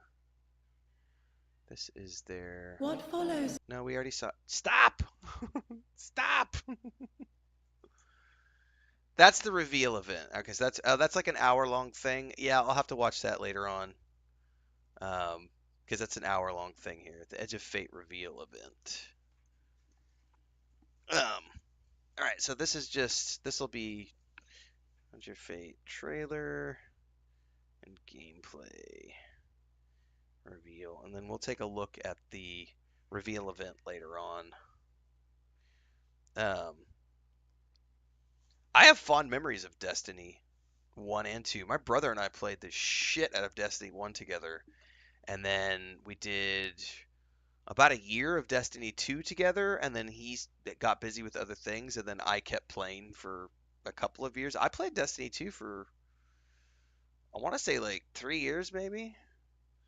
But it has been a while since I've played it. It's a phenomenal game. The only thing I've always, and it's not even, I think it's a great creative decision, but I know for some people they get upset with the fact that they can't play all of the expansions, because Destiny 2 kind of follows like a living world concept where if you're playing the game, you're keeping up with the game, but if you go away for a few years and then come back, you're jumping right into what is the current content. Like, you don't get to go back and clear all the stuff that you missed, because they get rid of it. Which I think is a very interesting way to do things. From a creative standpoint, I love it. Oh, Transcend says that's no longer the case. Transcend says they scrapped that concept. It's now permanent content. Well, it shows what I know, because I haven't played the game in forever. Well, I might have to see if I can squeeze some Destiny 2 in this summer. What did they say the release date on that was? July 15th or something? July 15th. What's coming out? I don't have anything in July at the moment. At the moment. Not confirming anything. But I do know that we have Tales of the Shire and Death Stranding at the end of June. Expect a couple of weeks of gameplay from that. Could lead right into Destiny 2 on July 15th. I don't know. We might have to see.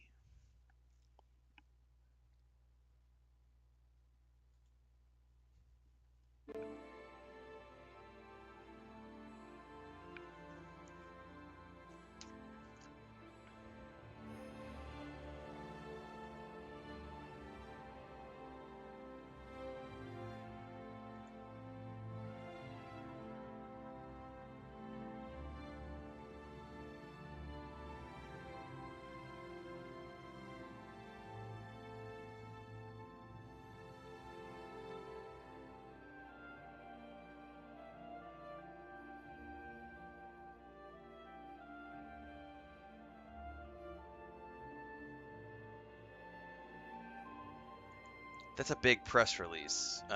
There's a lot to chew through in that, it looks like. Well, cool.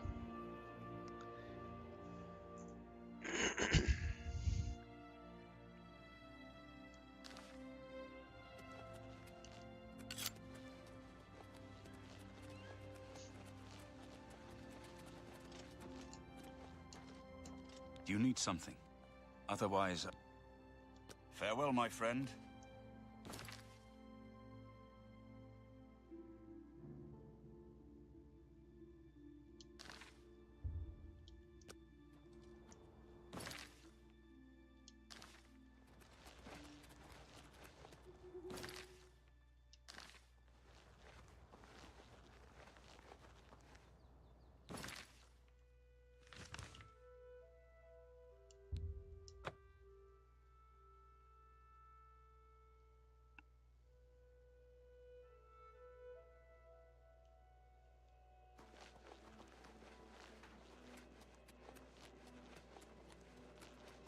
Congratulations on your victory.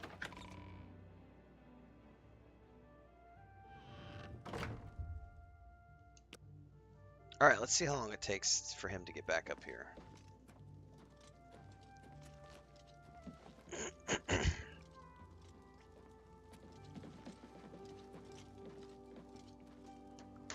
All right.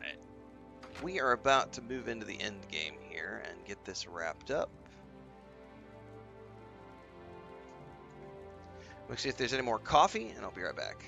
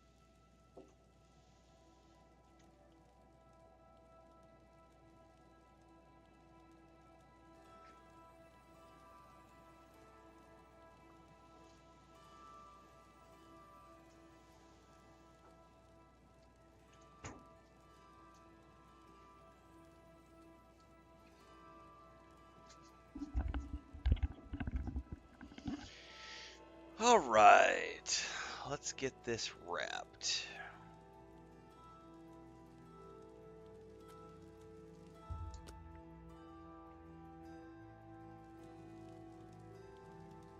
I have everything in place for the ritual. I'll open the portal whenever you're ready. Where's the rest of his I don't armor? know what you'll find in Cameron's paradise. I do know the portal I create through the Mysterium Xerxes ritual will close behind you. You'll have to find another way back. I believe that Manca Cameron acts as the anchor for paradise. Just as a sigil stone anchors an Oblivion gate in place. Kill Manca Cameron, and you will unmake his paradise. Shall I open the portal to paradise? Are you ready? Sure. Farewell, my friend. Our fate As I is do in my your hands. stretches. Bring back the Amulet of Kings. Brace yourself. Good morning, sir.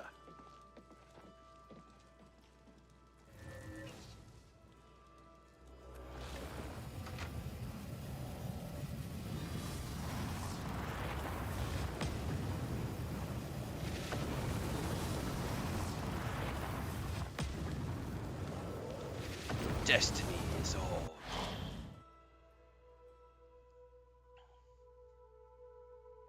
Yeah, I gotta wrap up before the weekend, guys. We got Dune Awakening happening on Friday. So I'm gonna be super busy with Friday, Saturday, and Sunday. So I gotta wrap this up, and I'm gonna see if I can't get Days Gone wrapped up. I'm within like 10 hours of Days Gone being done as well. But then I've still got, after Dune Awakening, we've got the 12th to the 15th, so there's still like 3 days. I think we're going to be doing is we're going to be trying out Revenge of the Savage Planet, which just hit Game Pass yesterday, and also The Dredge, which hit Game Pass a couple of days ago. And I haven't installed it yet, so I got to get that installed today. So we're gonna be trying a couple of games between the 12th and the 15th. But then on the 15th we have Doom: The Dark Ages and the Star Wars Outlaws DLC. And maybe I'll probably do some more Star Wars Outlaws between the 12th and the 15th, just to continue getting our heads in that headspace. Alright, I've arrived at Cameron's paradise. The portal closed behind me. I must find Bancor Cameron, kill him, and recover the Amulet of Kings. This place is absolutely phenomenal. It's so beautiful. So, the cat's paw of the Septims arrives at last. You didn't think you could take me unawares. I forgot that here he did a of all voiceover in places, this game. In the paradise that I created. Kneel before Look Zod. now on my paradise. Gaia Alata in the old tongue, a vision of the past. And of course the Priscilla, future. Queen of the Desert.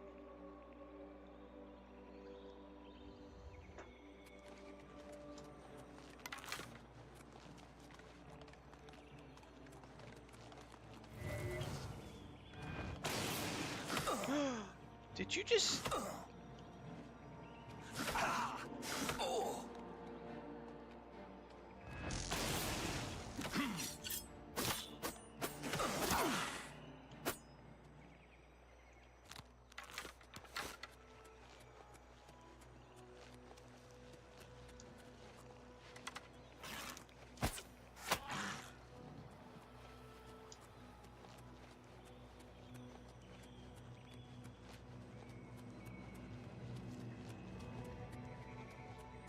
Behold the savage garden, where my disciples are tempered for a higher destiny, to rule over Tamriel Reborn. If you are truly the hero of destiny, as I hope, the garden will not hold you for long.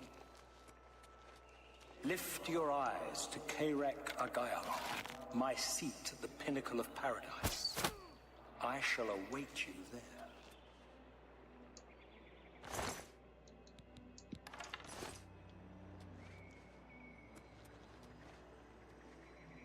Should I have not shot that guy?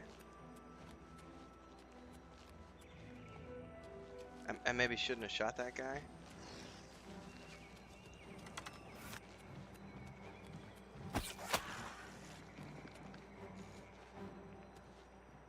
Alright, I'm gonna leave the Ascended Immortals alone, unless they attack me first.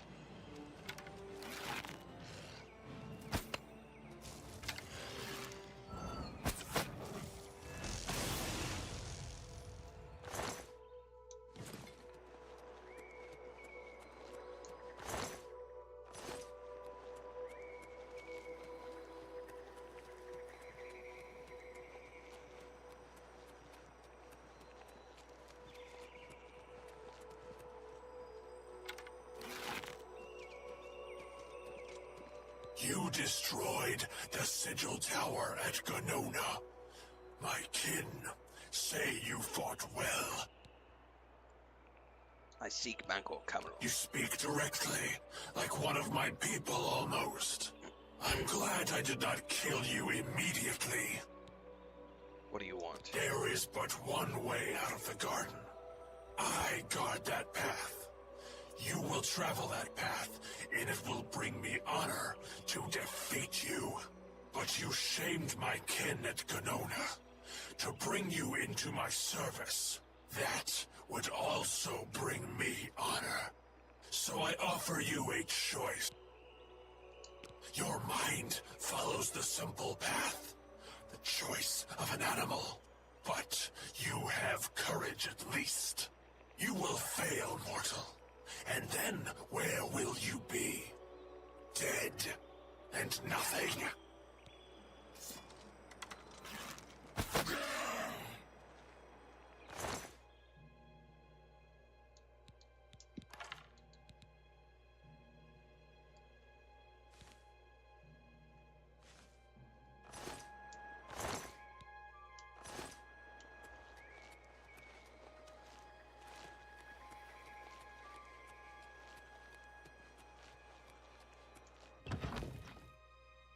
I'm assuming this is the correct way because he came running from this direction.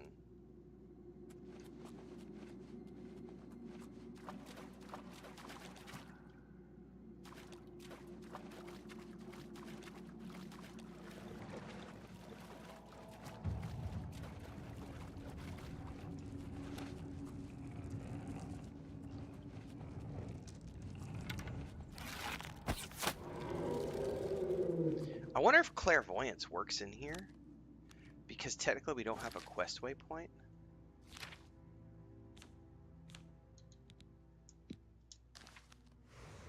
Clairvoyance could not find a path.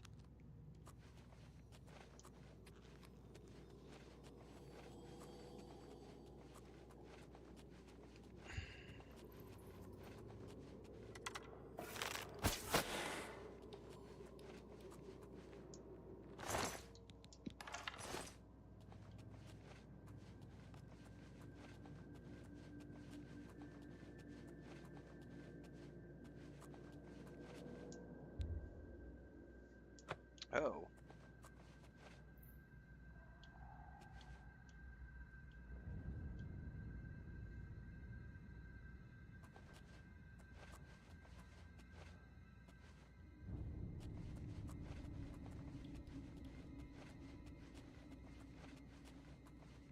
Interesting. Magic doesn't do anything.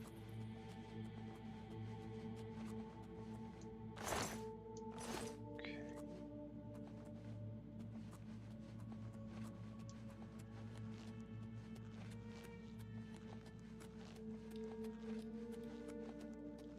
Well, there was no other way to go down in here.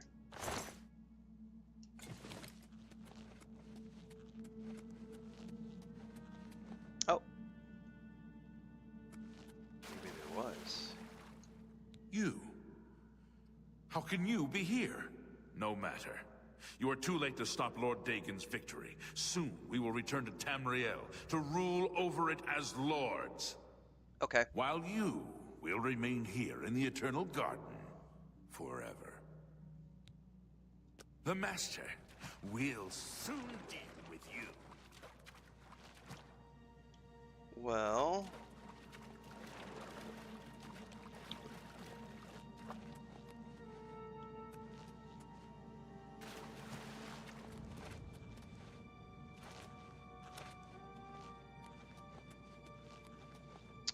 I'm at a loss.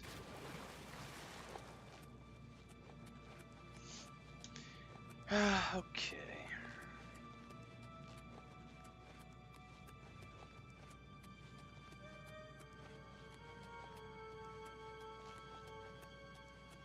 I wonder if I need to use fire on this. Do I have a fire spell?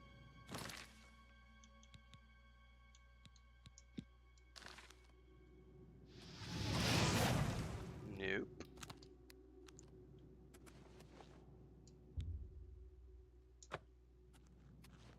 Time to Google.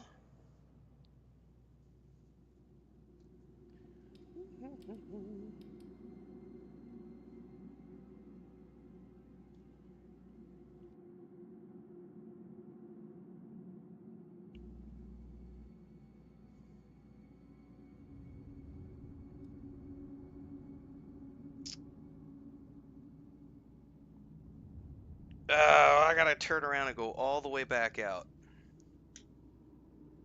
Fuck. Alright. Apparently, those bands that the corpse that guy just one-shotted, I wonder if it'd be quicker to just reload rather than run back out again.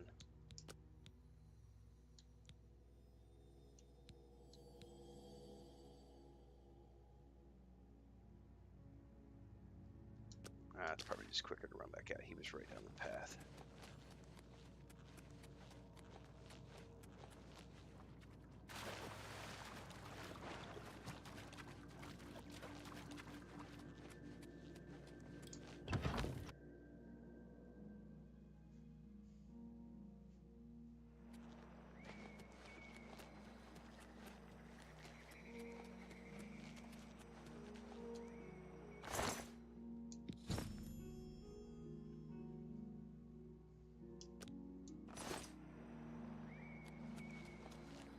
how little you understand.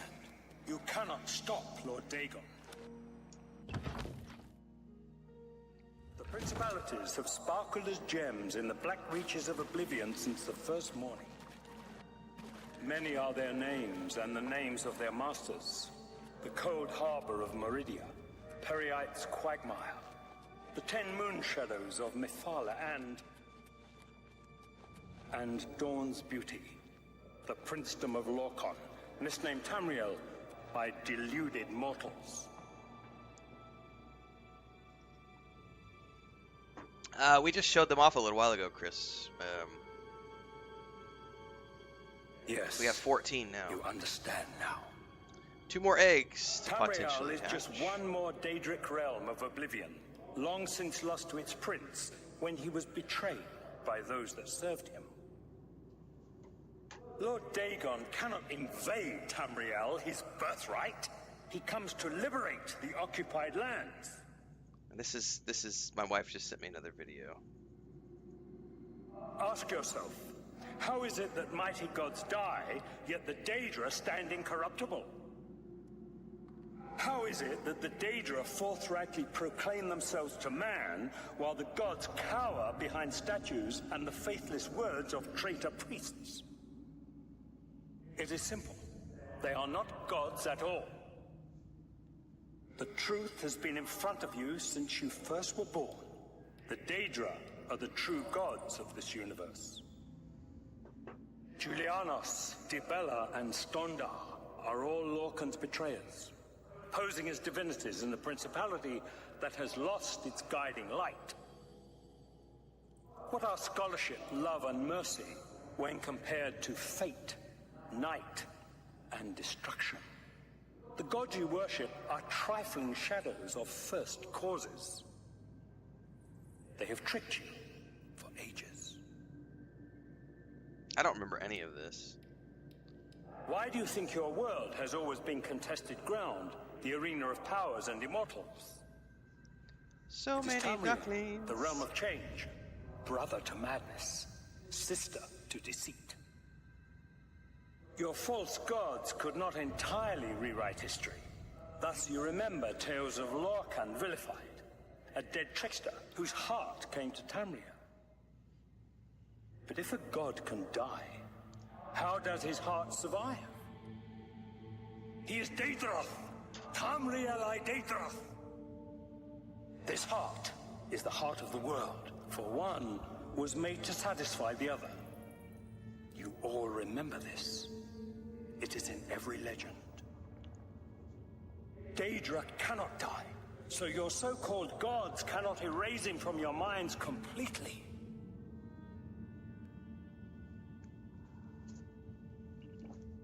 He's definitely doing a lot of rambling.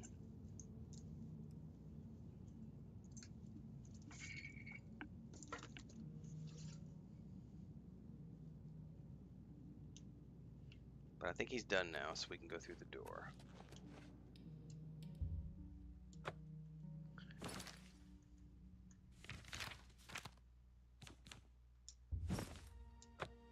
They lock around my wrist. I wonder if I can't get him off now.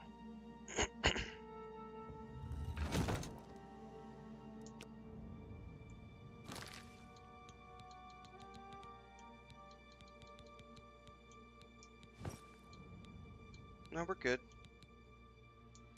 No, I can't get them off now. They're definitely bound to me. And I have weakness to fire now. Ah, that's lovely. Alright, well, here we go.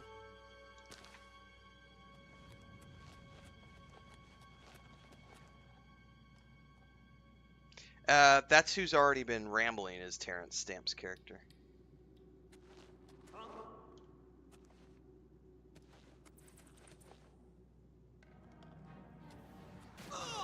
Alright, you're all gonna try to kill me now?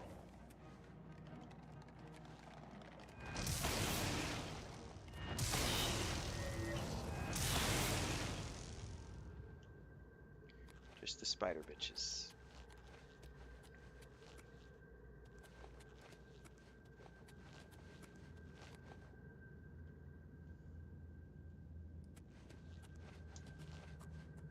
You wear the bands, but you're no prisoner. Who are you? What are you doing here? I'm here to kill a man called Cameron. Can you really do it? Can you bring this eternal nightmare to an end? Can you defeat Mankar Cameron? Did you steal my chair? And free all the souls of the poor fools who followed him? Listen, I can help you. You need my help if you are ever to leave the Forbidden Grotto. Why would you help me? I was at the sack of Kvatch. They had no chance. We took them by surprise, and we carried the walls in the first assault. But they fought on anyway, desperately. They seemed to think this decadent, mundane world of theirs was worth defending. I was slain after the battle was over. 3 townsfolk hiding in the cellar attacked me when I entered their house, hunting down survivors.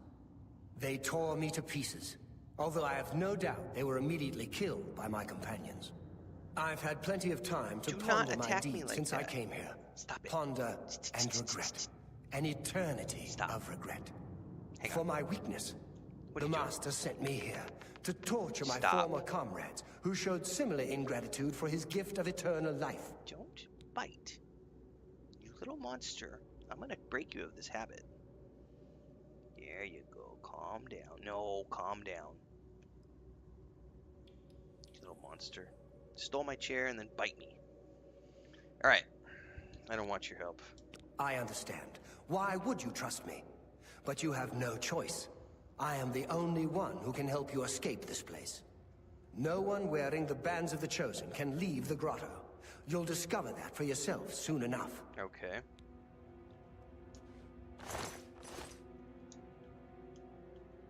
I'm ready to help you. No one wearing the... Yes, I can remove them, but I will need time.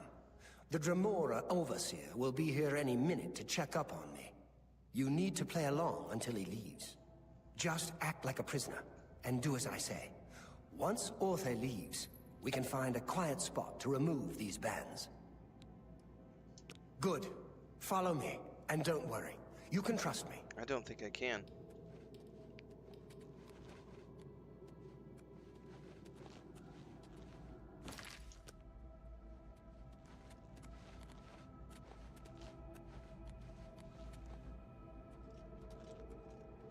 What's going on here? Who's this? A prisoner, sent in by... Show me some respect, worm. Unless you want to end up in the cages with them. Yes, Kinreeve, sir. This prisoner was sent in by Cathatet for questioning. I was about to begin. This is not one of Mankar Cameron's chattels from the garden. Who is he? Nothing escapes your vigilance, Kinreeve. Cathatet wondered as well. This is why he sent him for questioning.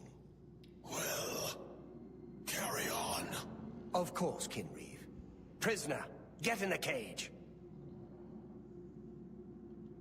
Prisoner, get in the cage.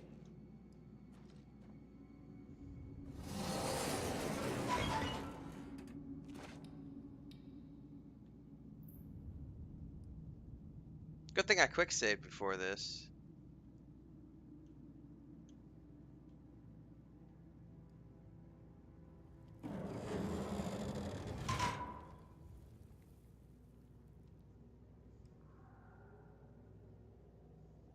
Blanca, you're being a monster. I'm gonna have to go grab you. Come here. There's no way for me to cross, but the Master's immortality does have its uses. I will distract the Dremora for as long as I can.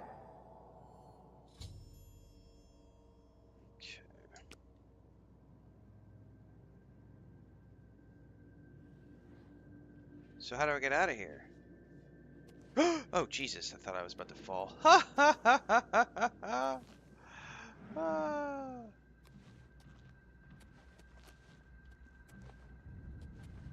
Alright.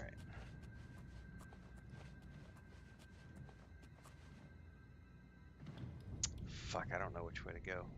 When in doubt, go left.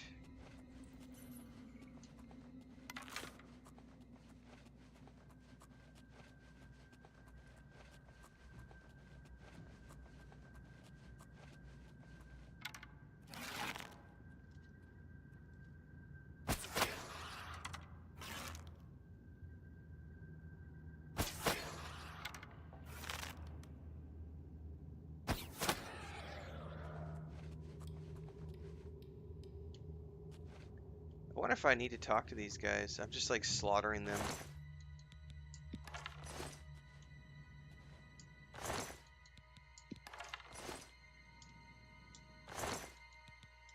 He's got a key.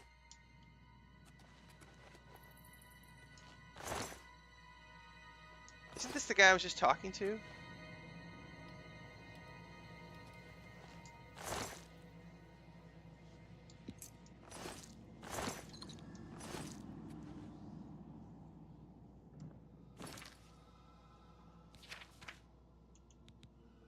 Yeah, that's Eldamol. He said he would meet me further in the caves, and then he's here dead.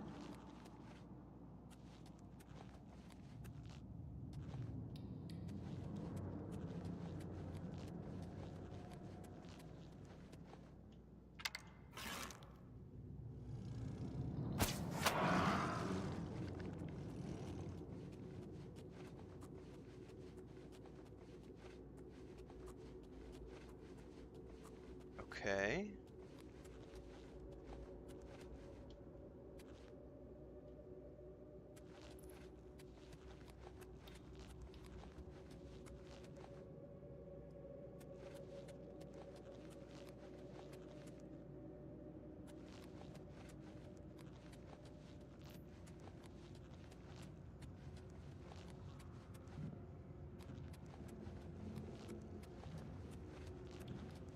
I know nothing.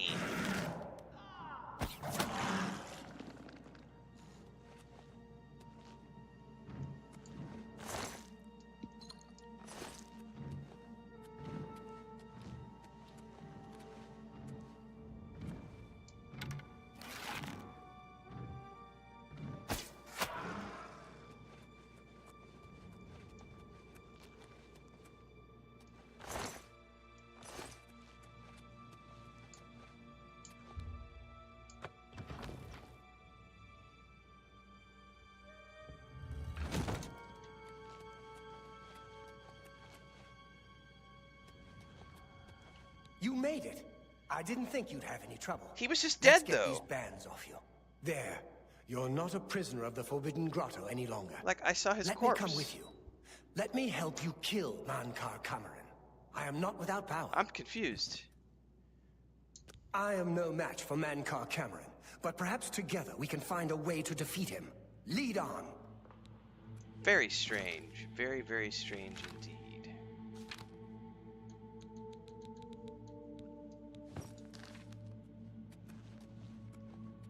Well done, champion.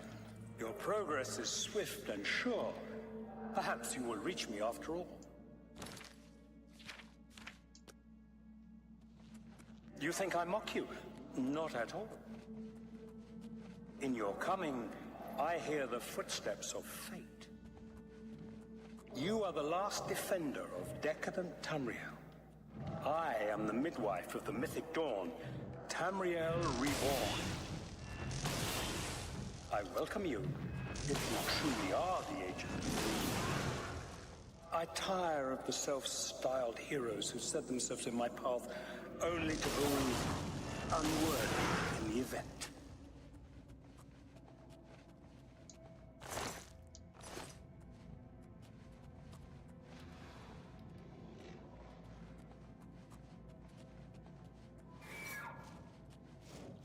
Look out!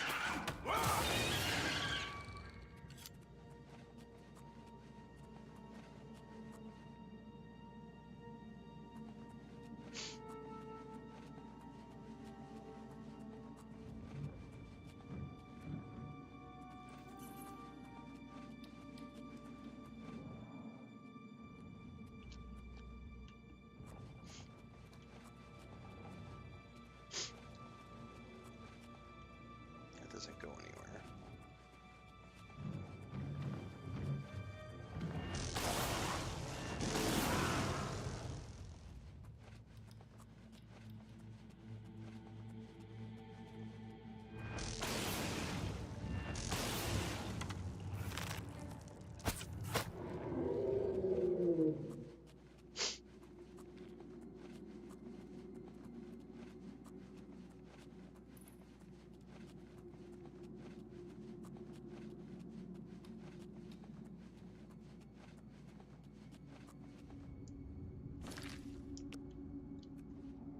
Whoa!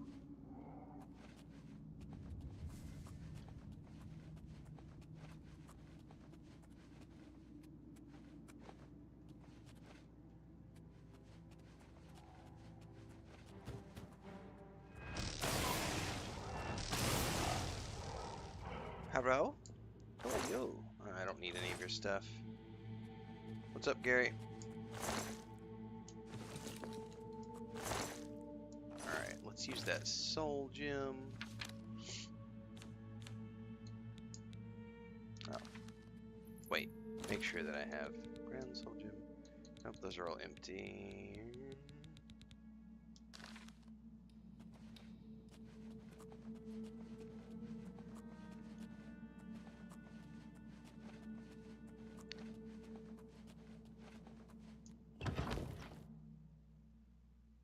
Back to paradise.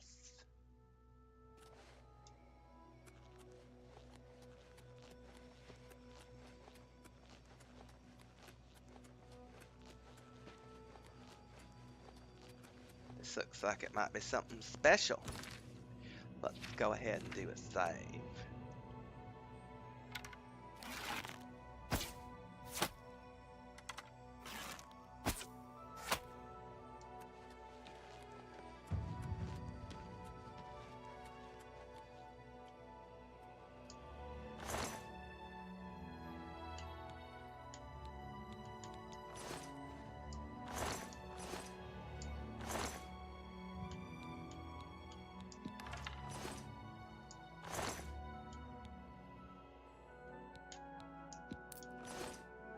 Alright, see you, Transcend.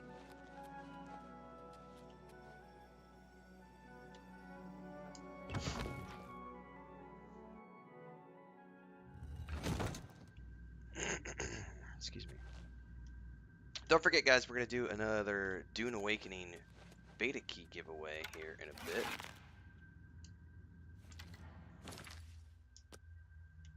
Can I just pew-pew him without listening to him do his speech?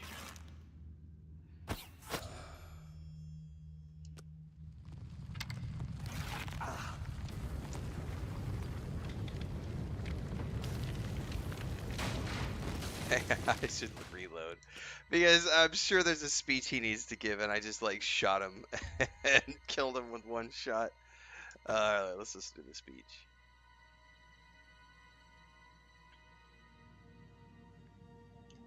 Alright. I have waited a long time for you, champion of old Tamriel. You were the last gasp of a dying age. You breathed the stale air of false hope. How little you understand. You cannot stop Lord Dagon. The walls between our worlds are crumbling. The mythic dawn grows nearer with every rift in the firmament. Soon, very soon, the lines now blurred will be erased. Tamriel and Oblivion rejoined, the mythic age reborn. Lord Dagon shall walk Tamriel again. The world shall be remade. The new age shall rise from the ashes of the old. My vision shall be realized. Weakness will be purged from the world, and mortal and immortal alike purified in the refiner's fire. My long duel with the Septims is over, and I have the mastery. The Emperor is dead. The Amulet of Kings is mine. And the last defender of the last ragged Septim stands before me, in the heart of my power. Let us see who at last has proved the stronger.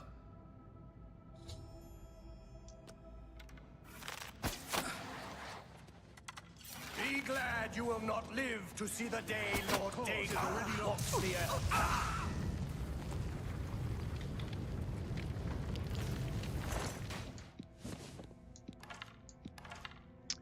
Ah, I'm taking those things. They're super expensive. Now what? Now escape? Appears to be sealed. Uh-oh. Did we just crash?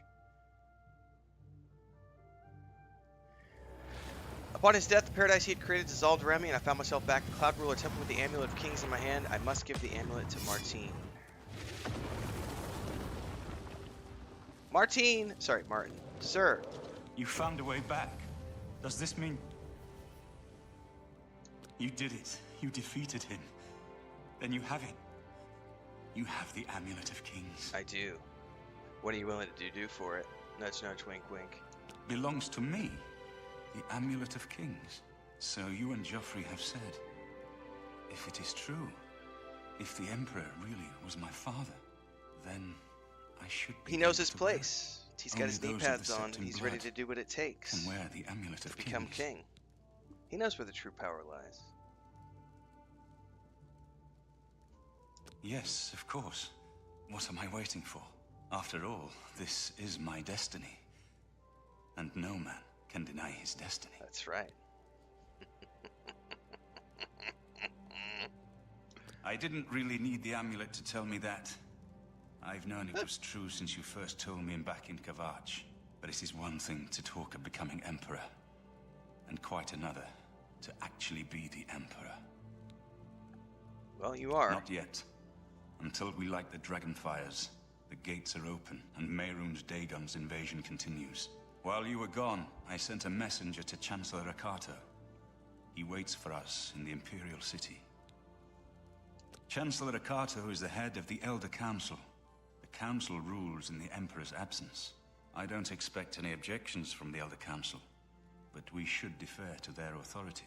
Let's go to the Imperial city at once, before the enemy can recover from Manca Cameron's death.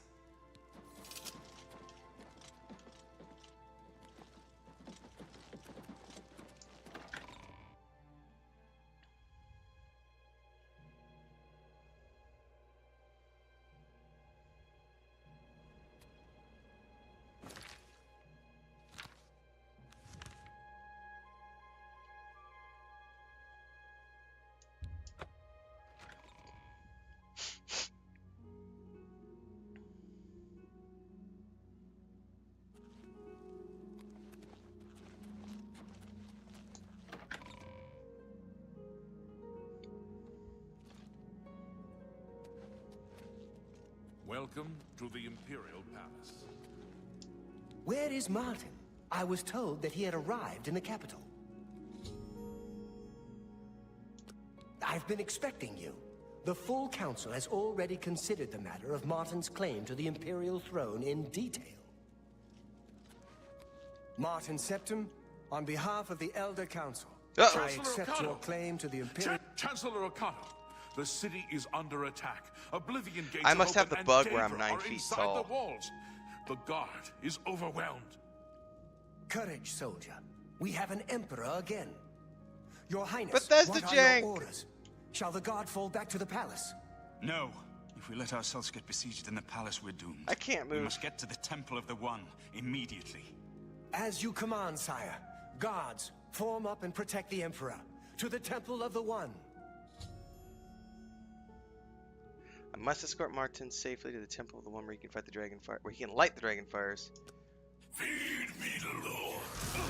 Die, This ends here.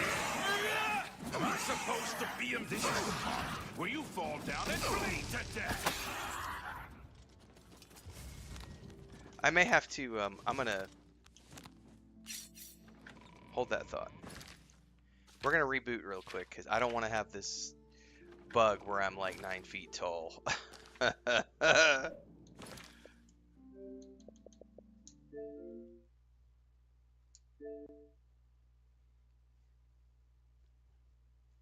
This is Bethesda! And we love every moment of it.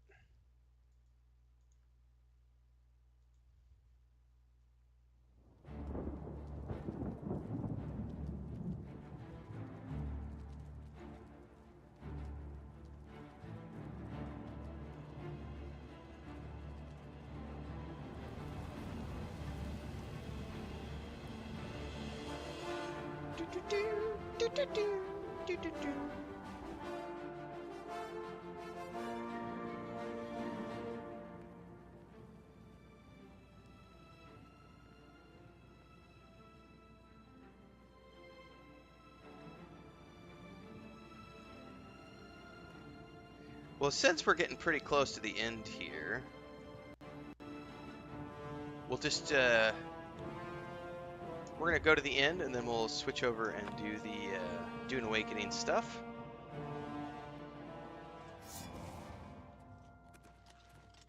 Welcome to the Imperial Palace. I'm no longer 10 feet tall.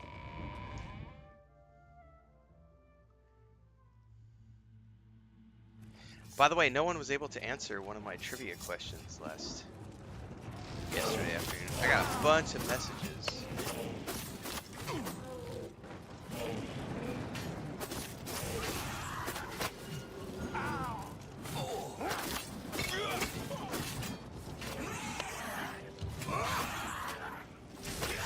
This is the part where you fall down and bleed to death.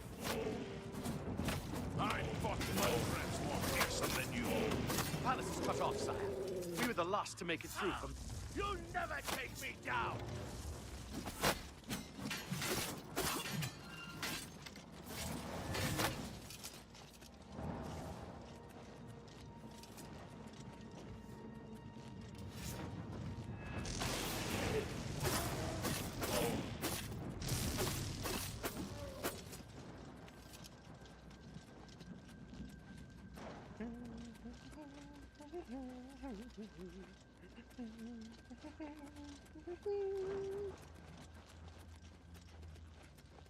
Hustle, boys, hustle! Burning daylight.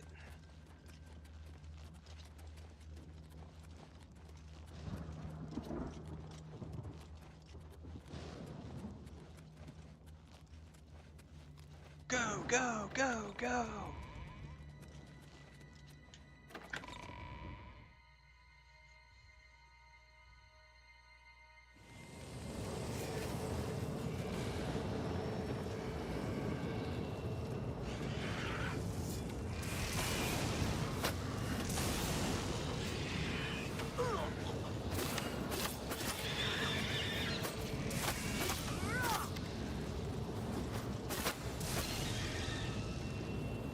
God, I wish you could avoid damaging friendlies.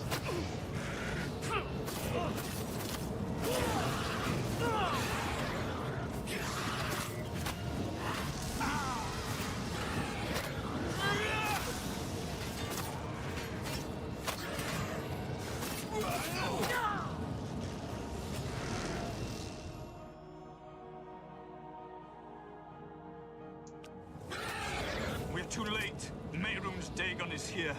Lighting the dragon fires will no longer save us. The barriers that protected us from Oblivion are gone. Can we cast him back? I don't see how.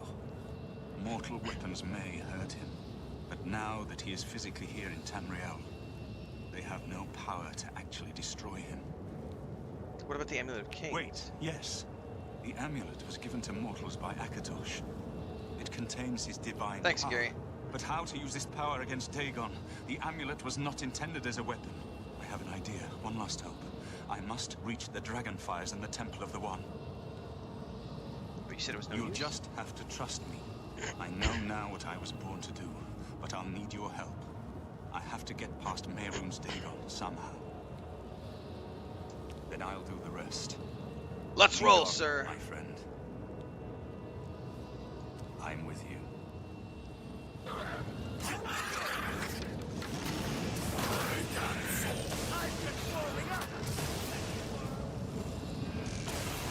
What happened? Preparando or sirviendo?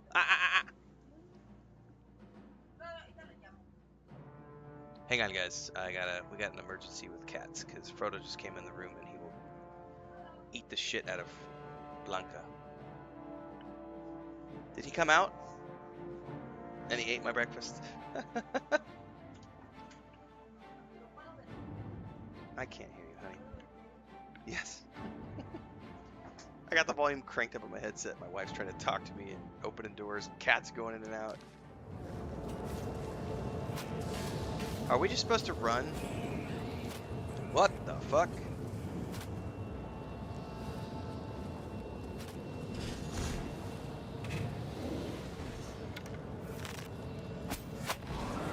I I don't know what I'm supposed to do here.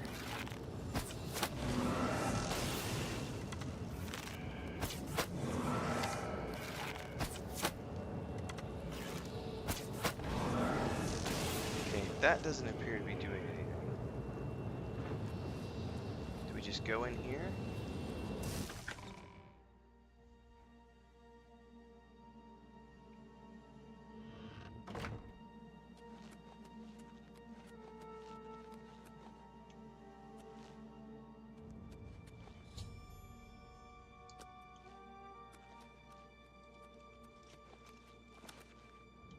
What are the dragon fires? I don't know what I'm supposed to do in here. There doesn't appear to be any other entries or exits. Do I need to talk to him, maybe? I do. Farewell. You've been a good friend in the short time that I've known you. Okay. But now I must go. The dragon waits.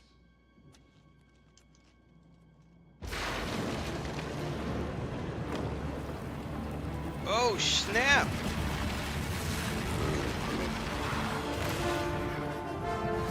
Oh, fuck! I don't remember this at all!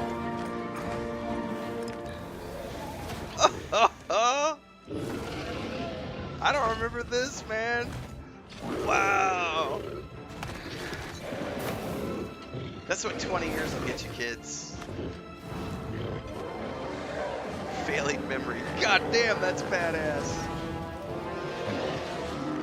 Oh! Get some!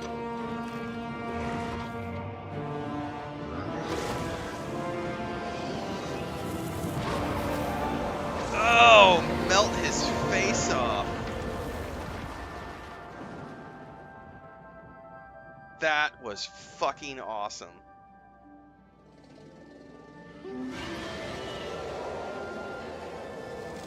Oh, Martin. Oh, and he changes into a statue. The amulet is shattered. Dagon is defeated.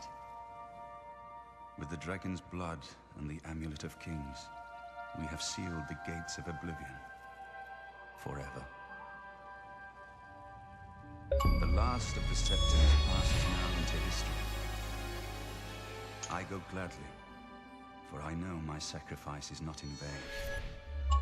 I take my place with my father and my father's fathers. In the halls of Valhalla, where the brave may live forever! And a new age dawns. When the next Elder Scroll is written, you shall be its scribe. The shape of the future, the fate of the Empire. These things now belong to you.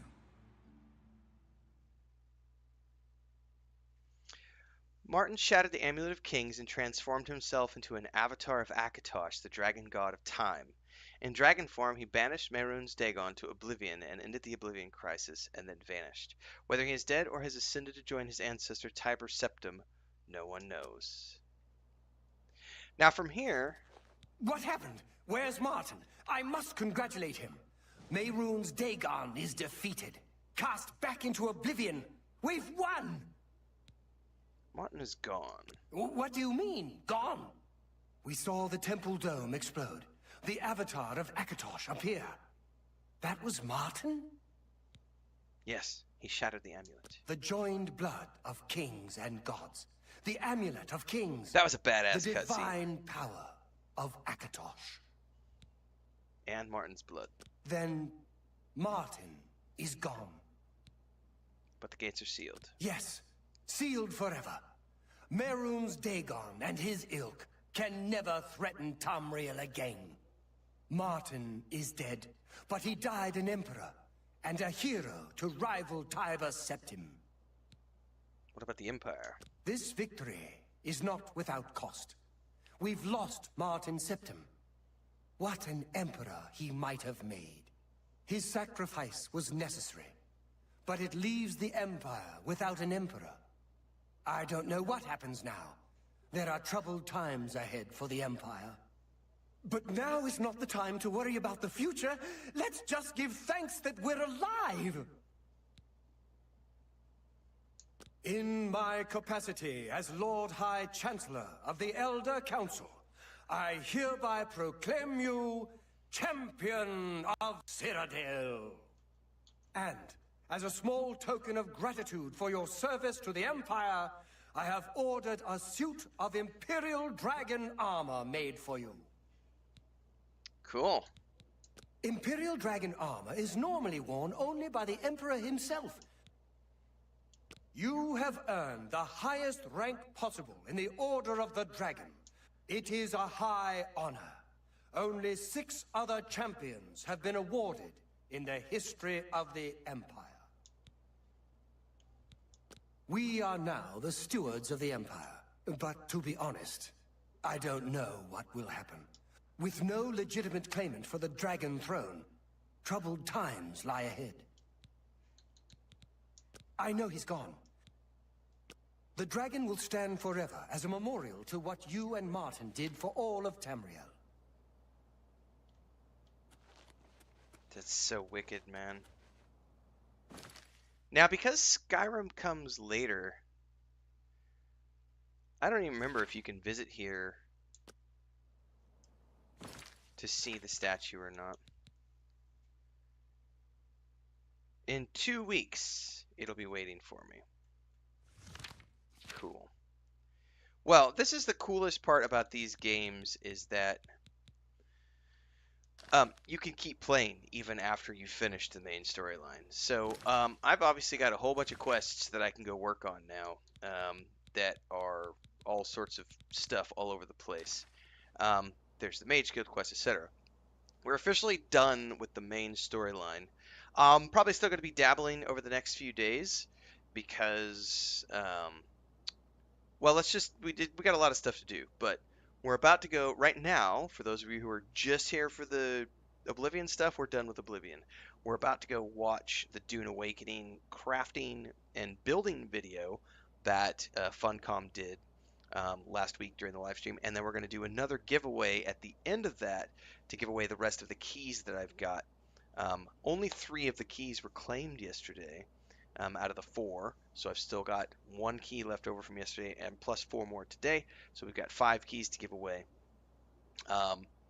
Might do 4 keys and then save the last 2 for like Friday on the actual live stream day. But we're going to go watch this now, and we're going to switch the camera. I know Chris is going to come in here with breakfast here in a few minutes, and I'm going to eat breakfast while we do the Dune Awakening stuff. And then this afternoon, when we wrap up the streams and everything else, I'm going to go start watching Star Wars Andor, because we got the latest 3 episodes to take a peek at. And then after that, we've got Days Gone to wrap up. And then after that, I know I'm going to be taking a look at Revenge of the Savage Planet and the Dredge. I think it's just called Dredge, actually, not the Dredge. Yeah. Where is it? It's the new Game Pass stuff. There it is, Dredge. Which is one I've been wanting to take a peek at as well, because it's kind of like a quirky fishing exploration game, which will be fun.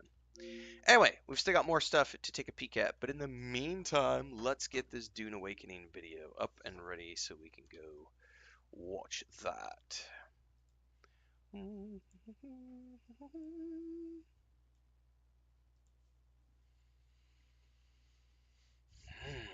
Forget about Kvatch, Champion of Cyrodiil. It has a nicer ring to it, doesn't it?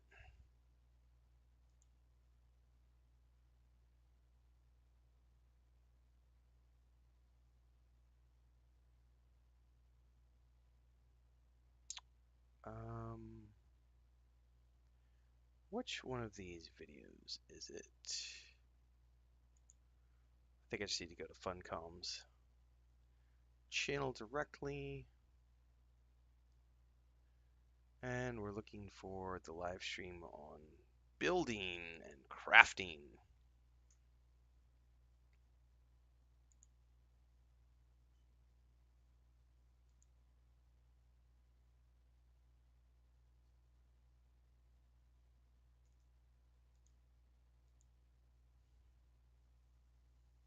Welcome back. Oh, all right. I'm going to get some stuff set up here, guys. Give me a couple minutes. I got to to get this video opened up.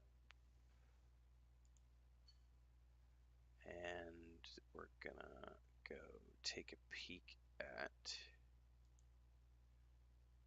this. And let's get this switched over.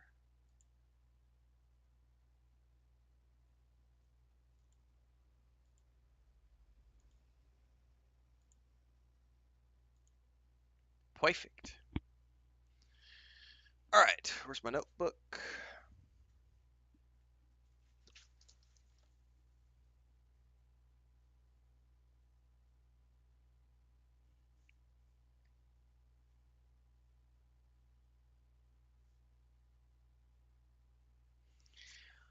All right, everybody, we are about to sit down and watch the crafting and building segment of the Dune Awakening live stream that happened a few days ago. I think it was last week. So Dune Awakening is a survival game at its core, game, but it's a crafting survival game more than anything else. There's a lot of stuff going on in Dune Awakening. There's the RPG component, there's the combat section, but there's also the survival um, and crafting. Sorry, my sandwich just got delivered, so let me put this down. Um, and also, Blanca, that's not for you, honey. That's Daddy's. I know you think it's for you. Come here. That's not for you. That's my sandwich. Um, so the crafting aspect of this game is going to be big.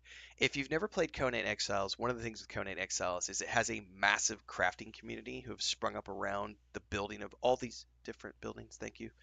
Um, And this game has already started to do that. There's already people building crazy things.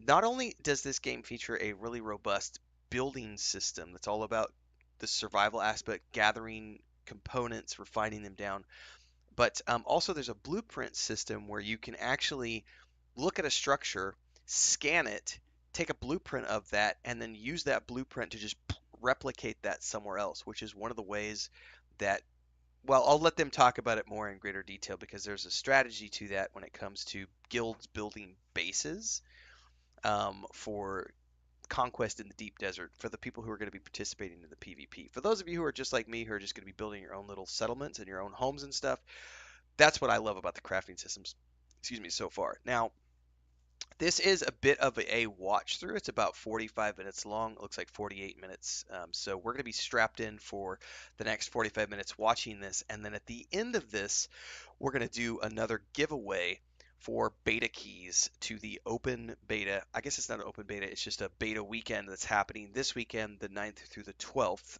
And I have some more keys to give away. We gave away some keys yesterday during the live stream, or at the end of the live stream. 3 of the 4 questions I asked were answered correctly. The 4th question, no one got the answer to, and a lot of people asked me about it and sent me ideas that were wrong. So the question that didn't get answered, and then we're going to go into the live stream and I'm going to work on eating my breakfast, was when it was straight for the book. I asked the question, what was one of the tools that Duke Leto employed or used to conquer Arrakis once he took control over from the Harkonnen? And I got lots of answers from like, is it desert power? Was it the mercenaries? No, the answer I was looking for was propaganda. Propaganda was one of the tools that Duke Leto talks a lot about when he's discussing things with his advisors and everything else. And what's really interesting is the book goes into this in greater detail beyond anything the movies or the shows have ever shown, because it shows that Duke Leto is a ruthless ruler when he needs to be. He does have a fatherly side, but when it comes to being a ruler, he understands the power of all the tools at his disposal. And they talk about how propaganda is one of the most powerful tools at their disposal when taking over Arrakis, because they're using that to convince the people that they're the right people for the job, convince the populace that they are the right people to be ruling Arrakis. Because remember, Arrakis is filled with people who don't want to be ruled. They want to be free, but they aren't free. They're a vessel of the Empire. So propaganda was the answer. So we're going to watch this live stream on crafting and building, and then at the end of this, we're going to do another giveaway for some more keys to the beta weekend. So without further ado, let's go ahead and kick this off. Welcome back. I have now two very exciting guests with me to talk about the building and actually quite a few things that we've seen in the video a little bit in more detail. Welcome, you two. So on my side here, I have Leo Welter, who some of you might recognize we had on stream earlier with Joel in one of our segments. Would you like to introduce yourself quickly? Yes, I'm Leo. I'm a lead game designer on Dune Awakening, and I'm responsible for building and social systems. Yes, and then we have a new face on the stream on the side there, Tor Egil Andersen, also known as Mr. Legendary Tor Egil for some on the Discord, because he's actually the one who does all the magic for when you see buildings in like marketing material, in videos or on screenshots, that's basically the person who makes them. He's absolutely amazing when it comes to building, so it's definitely a good person to talk to us about building today. Welcome. Do you want to introduce yourself quickly? Sure, thank you. I'm Tor Egil. I've been with Funcom since 2011, and I'm the senior content manager on the marketing team. So usually when you see something built or you see videos or images, I'm usually involved in some way. Absolutely. Like I said, magic. So when we talk building system, we should probably also talk about what is the goal with the building system and kind of how does it differ from, let's say, Conan Exiles, for example. Leo? Yeah, so for the building system, two things we really wanted to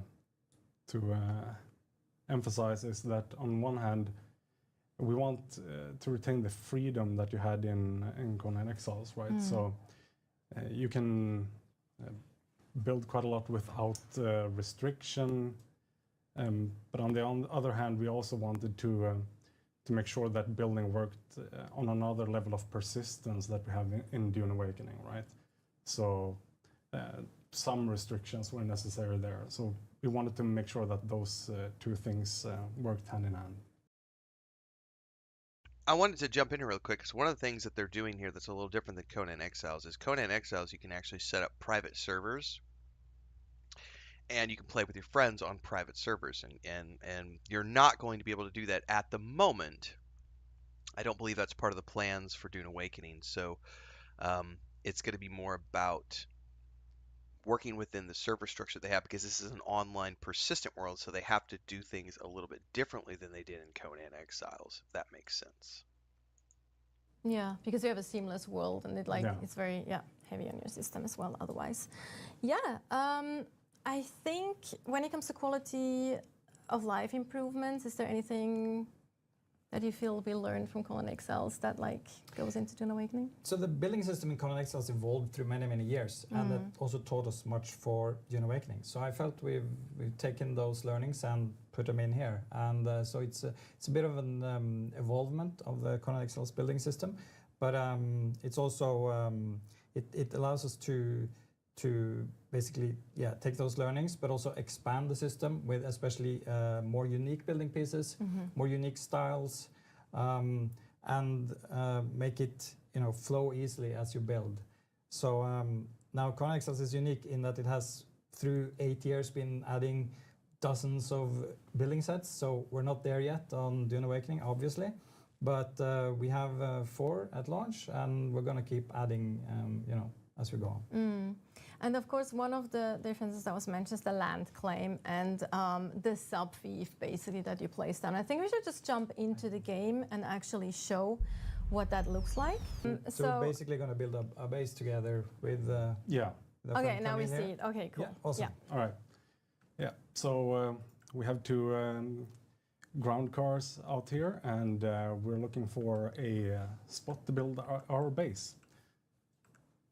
Yeah, and then we see Camille waving for us. Yeah. So the way we start with that is we find a good spot, and then we start by placing our sub-fief console, which is how we claim a piece of land. One thing to keep in mind there is that you see these outlines, and you can see where there's red, there is a point of interest, NPC camp, something like that, so you cannot build there. But the other places you can build. So we're going to place this. At the moment, I have the starting sub-fief console, which is basically just in Haga Basin South. You want to talk about the differences, Leo? Yep, With this so advance? later on in progression, you'll unlock the advanced subfief console, which can claim a larger piece of land, which is the one you can see here. And that one can also be expanded to an even greater area. Or it can be expanded vertically as well, if you want to do that. All right, so now that we have the subfief console here, what you can do is I've actually got a add building the guide other player here for to, new players up on the channel its from permission the list, beta and that will give preview them event for those access who to want it to as dive well. into building your So first now base a they're an little bit more. associate, you can elevate them to co-owner level of permission, and they'll give them increased rights to perform various activities on the base. Now, this is the base management screen, as we call it, and here you can see details such as the name of the base up in the left corner, which can be changed as well. You can see that there, set it to whatever name you like, and then you can choose if it's your respawn location or not. You see some stats about the base there, the area and the number of objects of various categories against the current cap. And the cap that you see there is also expanded when you expand the base. And then you have some shield status information as well there. And the base shields, once they're up, they will protect your base against storm damage. Yeah, this is crucial in Dune, though, to have your shields active. Otherwise, your base will start deteriorating. Also, we see a tax area there as well, of course, for the taxes. Yeah, so the advanced subfief console is taxed on a cycle, and if you don't end up paying that, then you'll lose your shield privileges, which will mean that the base will start taking damage. It's like the that's base, sort of a maintenance cost for it. Right, and also like the base subfief is not taxed. No, the first subfief is not taxed, so only when you progress further into the game. Right now, I'm claiming more land, which is something you can do with the advanced subfief console. So I'm gonna claim this land, and as we play, Camille is also gonna claim some more. You can keep advancing, expanding your base until you have 6 land claims. So it's quite a big area. Yeah. It's not infinite, obviously, but it's still quite big. Yeah, you have the staking unit working over there, right? And the more segments you've claimed, the longer this will take, right? And if this was a PvP area, this is a process that can be fought over, right? Yeah, you see you have a countdown here. And Camille has started to build here, so we can build our base together. That's a good thing in Yes, so he gave her permissions, and so she's able to build while he's over here talking about things I think it's and also placing important to mention down that you can claim not just additional land vertically, claims. but also horizontally, right? Yeah, you can expand in either dimension, right? So you can. And that's a very good point, because you can keep on building high. Like you can build super cool bases on top of these peaks, find a nice elevated place, and just build a cool base. And we're you can incorporate the natural environment. It's really cool. Yes, absolutely. Yeah, you don't have to expand horizontally if you don't want to. You could expand vertically and get what you need in terms of caps from that as well. Yeah, and here Camille has placed some projections, so we can fill these.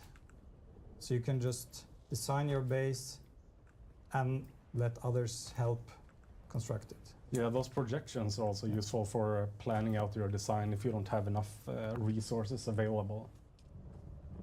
If you ever played Grounded, Also, Grounded does like this the same way put with the out multiplayer foundations aspect first of the here game. to kind of have some stability going. Yeah, that's where the stability comes from, the foundations, and from that point you can expand further with walls and other structures. So an important thing your base is going to need is power, as we talked about, to power the shields. So I'm going to place a generator here. Now you can't get power from nothing, you have to have fuel for it. But we have a bit here, so I'm going to add the fuel. Also, I just want to mention that we're actually cheating here a little bit. So we have dehydration off, and we also don't have sunstroke. Yeah. So just Just so you know, just so makes it easier for us to actually show all the things that we want. Yeah, to so show. my guide building. actually Yes. showcases And the here you can see sunstroke the shields are aspect now while you're active. building the home. You do have Yeah. to pay attention You to can see it on the dehydration generator there and sun the- if you're on building the during the Thief day. console effect that you have underneath there. So they have and that you turned can off in move, this video. things you placed. You can't move building pieces, but you can move your placeables. And you can also easily, you can see here on my right side, I can control what I want to do. Piece picker, repair, move, demolish, or build. And this is very, very handy, and you can just, on a mouse and keyboard, you can just swap between it with a right click. So with piece picker, you can So that easily sub-thief console pick thing the that he piece you just want. moved, originally when you place it down, And it now you goes in have the it selected. center of Yeah, the that's how we land that allow you've you to do claimed. But most once you've building claimed the related land, you can then activities just move with, that. So what a use lot of of people one do is tool. they'll build like a storage And room or demolish something, the and then they'll moment move you, that sub-thief you, console back in the storage room where remove it's a not piece, visible you because get it's just this full weird refund on holograph the thing. resources. Which I personally love.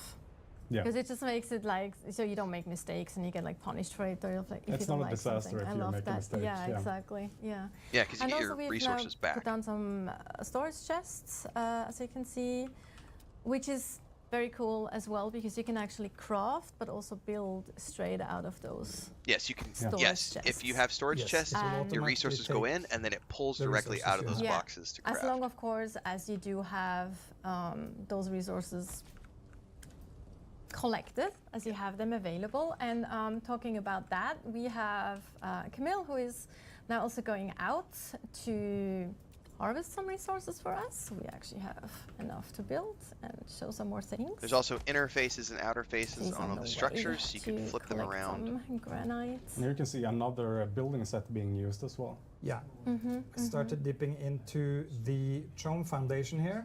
So at the moment we have the starter building set is the Chom shelter. Okay, and now we are actually switching over to Camille. Yep. Yes. So we actually do see him Now, when you start off, you are not going to have this harvesting driving vehicle. the You're going to be on mining foot, buggy.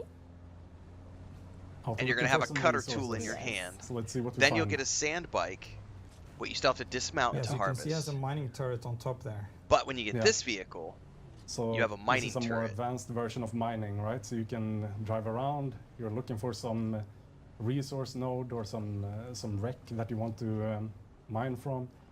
And once you find something you like Yep, this here's some nodes right here. I think this is node iron. here, you can just jump into the turret and mine it for some resources.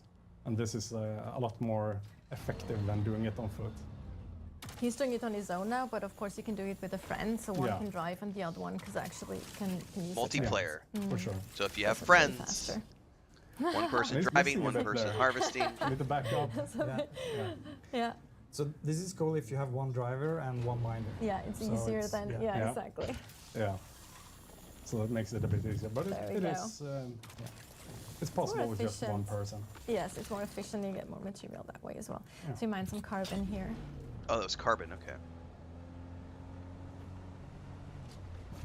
All right. Now, are we heading back or looking for more resources? See what we find. So he's driving in Jabal Afrit now, which is above the rift. So you can see there's a lot of elevation here. This is a cool place to build tall buildings. Or Also, a really like cool place to building fly buildings, ornithopters. bases hanging out over ledges, for example, can be very fun. Yeah, you can build up on those spires if you want to, and Yeah, I think we can go back and do some more building. Yes, okay, so we were talking about the different building sets. Right now we're showing off the Chom sets. As I said, you start with this one, Chom Shelter. The next one here is Chom Facility. These you can learn with just progressing, basically. But in addition, you have Atreides and Harkonnen building pieces. And for these, you got to align with Yeah, you one gotta of do the a factions. faction quests, and you can't do so you both. So you progress have to from one choose to the whether you're gonna other, and align with the then Atreides or the you can pick Harkonnen. one of the factions that's. If I'm not depending on mistaken, I which think the faction you pre-order align to. comes So we're gonna with, like, show the much Ultimate more Edition of, pre-order comes with like a Harkonnen whole and, decoration set as well. For and those of you who are Atreides. really Later, into I the have crafting. ready-made bases to show from that. As you can, yeah, so Narna didn't get the angle right, so then you just demolish and you just build again. There you go. And in Dune Awakening, it's just, you can see we've added more and more, expanded from Conan Exiles. So there are basically building pieces for every slot. If you have a hole in your building, there is a piece for it. So you actually expanded on the type of pieces that you can have while building. Yeah, there are quite a lot of piece varieties. Yes. Yeah. So I quite like, for example, the half height. So you have half height walls. This will work well with the roofs, because some of them are not just flat. They are they build up, you know, one half height. So you can see here. Let's see. One more. He's trying to get the placement just right. There you go. So you have basically a piece for every slot. And then he's connecting You may the also corner note piece. that if you're familiar with Exile's building, that the building pieces here are quite a bit bigger. Yes. Yeah. That really helps with repetition. By the way, if you're building a base and you feel that the pieces just keep repeating and it, you know, becomes a bit boring. There are with a the bigger lot of you pieces, get less so of for that. the people who enjoy it's more crafting, visually this is a interesting. super Yeah, in-depth also system. helps when you're It's going to be building a very huge overwhelming base for new because you want to players because there accommodate, are a the lot of vehicles pieces. You that can we see there, now or it is a progression. even bigger vehicles. So when you that start we off, have. you're only going to get like 10 or 15 pieces you can build So with. now I'm just It's kind of like No mixing Man's and Sky in that matching a regard. little So bit you'll here. just start building up more and more and So more here and you more can see pieces that the you can start second to tier combine. has different colors. The Harkonnen and Atreides building set are very different. They have very different colors and looks, and they have their own unique pieces. Chom here has some unique pieces as well.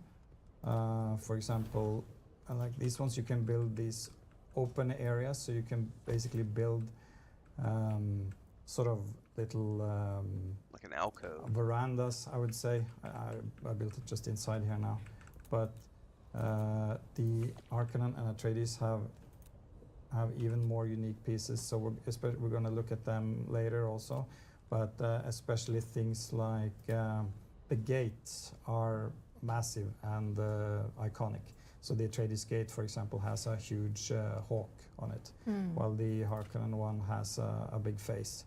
So we're going to show them in bases later. Yeah. The higher end pieces, or the higher end sets, also have quite a bit more pieces than the lower end sets. Here you can see the Harkonnen walls, for example. We can just place one here now, just to take a quick look. There's a wall in Camille there. Yes. It's quite a different style. You see the style is completely different and unique, right? Because this structure here will allow tons of creativity. Because you can make all sorts of shapes. You can put these on tops of your bases or on the bottom, and we'll see a lot of that in that the players have built yes, also I was later. just about to mention that we'll actually see that later on when we do show some buildings that our beta testers have built in the beta.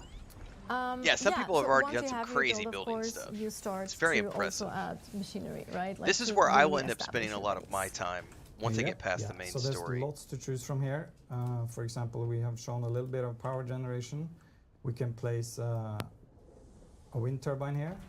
So this will allow us to get more power. Yeah, it's the next level of progression from the generator that you saw. Generates a bit more efficient. And here you can see there are different tiers, right? As you progress in the game, you will unlock these. And they get big. Yes, they get really big. This is something really helpful in the game. This wind trap, it will help gather water for you. So it will automate survival a little bit. You don't have to go out hunt for so much water. You will be able to find it in your base, and it will fill cisterns that you can place. Cisterns are also important. Yeah, again, it's a bit more convenient to deal with the water pressure as you go along.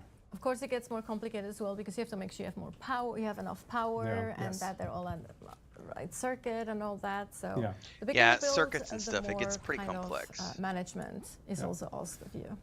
Right there, you have a fabricator. So this is the first one you'll get access to, and this one can be used to fabricate basic equipment from different categories. So let's see how that looks.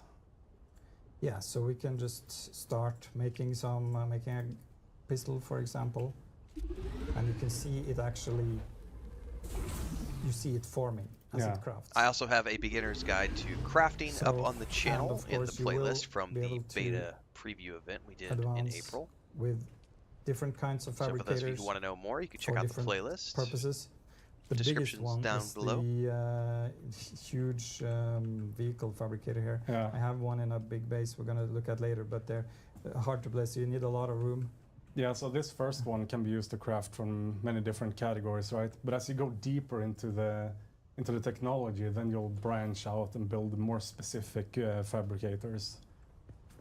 For example, this one specialized for garments, and then you have other ones for weapons or vehicles, as you saw. And as you craft, you're going to need more and more resources. So there are refineries, and for example, here we have spice refineries. Place one of them. The biggest one of them is gigantic. So you see Now you ran out of power. I went over my power limit, so now we need more power generation. So these are things. Cool you gotta effect. keep in Everything mind just as you shut go. down because he maxed out and now as he you no longer has the expand. power. You see that information on the self-thief as well. You can actually Yes. check how much power is needed and... Yeah. You can always go in here and see how you're doing. And you can refuel all your generators from here. So if you have a huge base, lots of land claimed, you have you know, wind turbines all over the place, you can refuel them from this one. Very convenient. Yeah. Another thing that I love too is the fact that, I think I briefly mentioned it earlier as well, that you can craft from those storages that you have directly. Another thing I really love though is the fact that you can actually move those chests without having to empty them first, which is something that I really appreciate. That makes it a lot more convenient if you want to rearrange your base. You don't have to move items out of your chest this is an aspect of the game where I feel like not enough people have gotten excited about this yet because they're just looking at Dune as like, oh, wait, it's a PvP game, what? And it's not. Oh, it's a survival game. As long as you have yes, a but base, also all your, an RPG and your decorations, all your a massive base building game. So for the people who love base building and crafting, on the roof, going out there and going through the different tiers of resources and collecting all this stuff and building these massive structures. Of course, you mentioned factions game, and things that we have like, right now. And you got to look at what they did in Conan Exiles because that community is massive. And they've, like you said earlier, they have 8 years of base building expertise and resources and materials and assets built up in that game. Look at what they already have available here. They look amazing, this is don't the base game. Which is a bit mean that we're saying that now without showing them, but they are actually looking very cool. You know, very cool. No, it's not that far off. That's true. We'll see them soon, right? Yes, absolutely, 100%. So this is all the decoration stuff, furniture. And it looks very cool. That specific set. In addition to building pieces, there's a lot of decorations, obviously. Right now you can see decorations here from both Chom, Atreides and Harkonnen. We're going to show bases with rooms decorated with these soon, so don't worry, you're going to see them all placed out.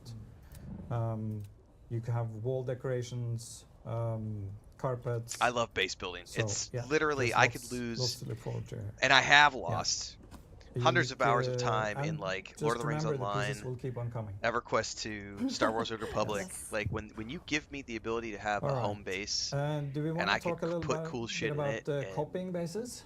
Yeah, shrouded. So in my inventory, I have a base copied already that I a base copy built before, and it is here. So it's in this replicator. So here you can see. This is the blueprint system I was talking about earlier.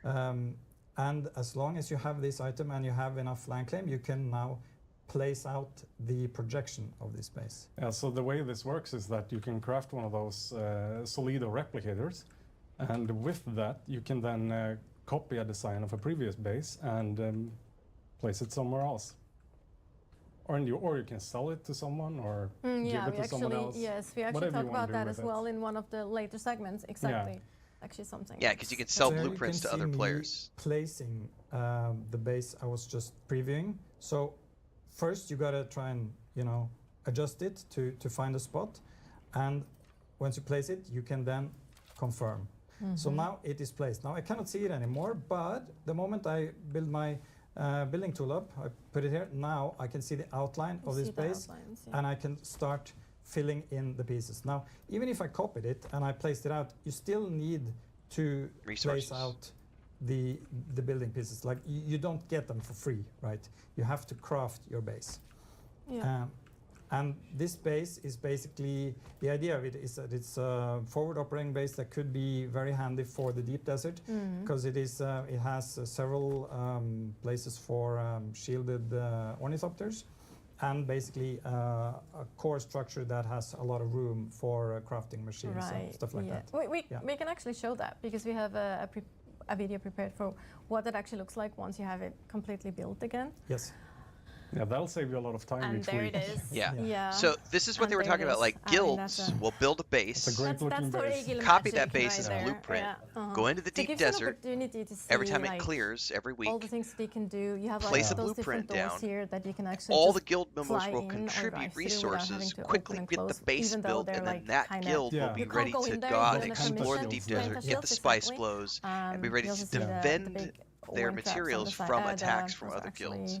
That relates wind to the turbines. end game Wind stuff. turbines. But the Yes. blueprint system is And really cool. so And then here's as a the single interesting part. player, you can build really can cool build structures and creatively then just sell for those beauty's blueprints on the sake, or you market. can build very, efficiently and just make a box. That's up to you. And here I've sort of combined it a bit. Look at I the made it, ornithopters inside these reasonably, shielded bays. Concise, square-shaped to be easier to place out. And Oh, it's but very still, cool, Gary. I've Yeah. added a little bit of flourish here. You can see especially the Atreides pieces, the wings, which is a unique Atreides feature here, and the gate you see there. But it's of course functional for the deep desert with the ornithopters. Good and you have access room for them. points, exactly, Yeah. on the roof. And also like they lend itself really well to like kind of mirror like buildings, those specific it does. pieces, which is very And cool. you see those pentashields there, they fully protect you against the shields and protect against the storms. Yes. And they protect the vehicles against the storm damage as well. So just make sure you have enough power and you'll be all right. Yeah. Okay, so we can actually now switch again and check out some other faction buildings. Yes. Now, this is where they built into right now, the existing we've moved environment. a little bit. I just got to get So out of the cool sand how here you and see the can worm build is with the prowling. environment. That's dangerous. Yes.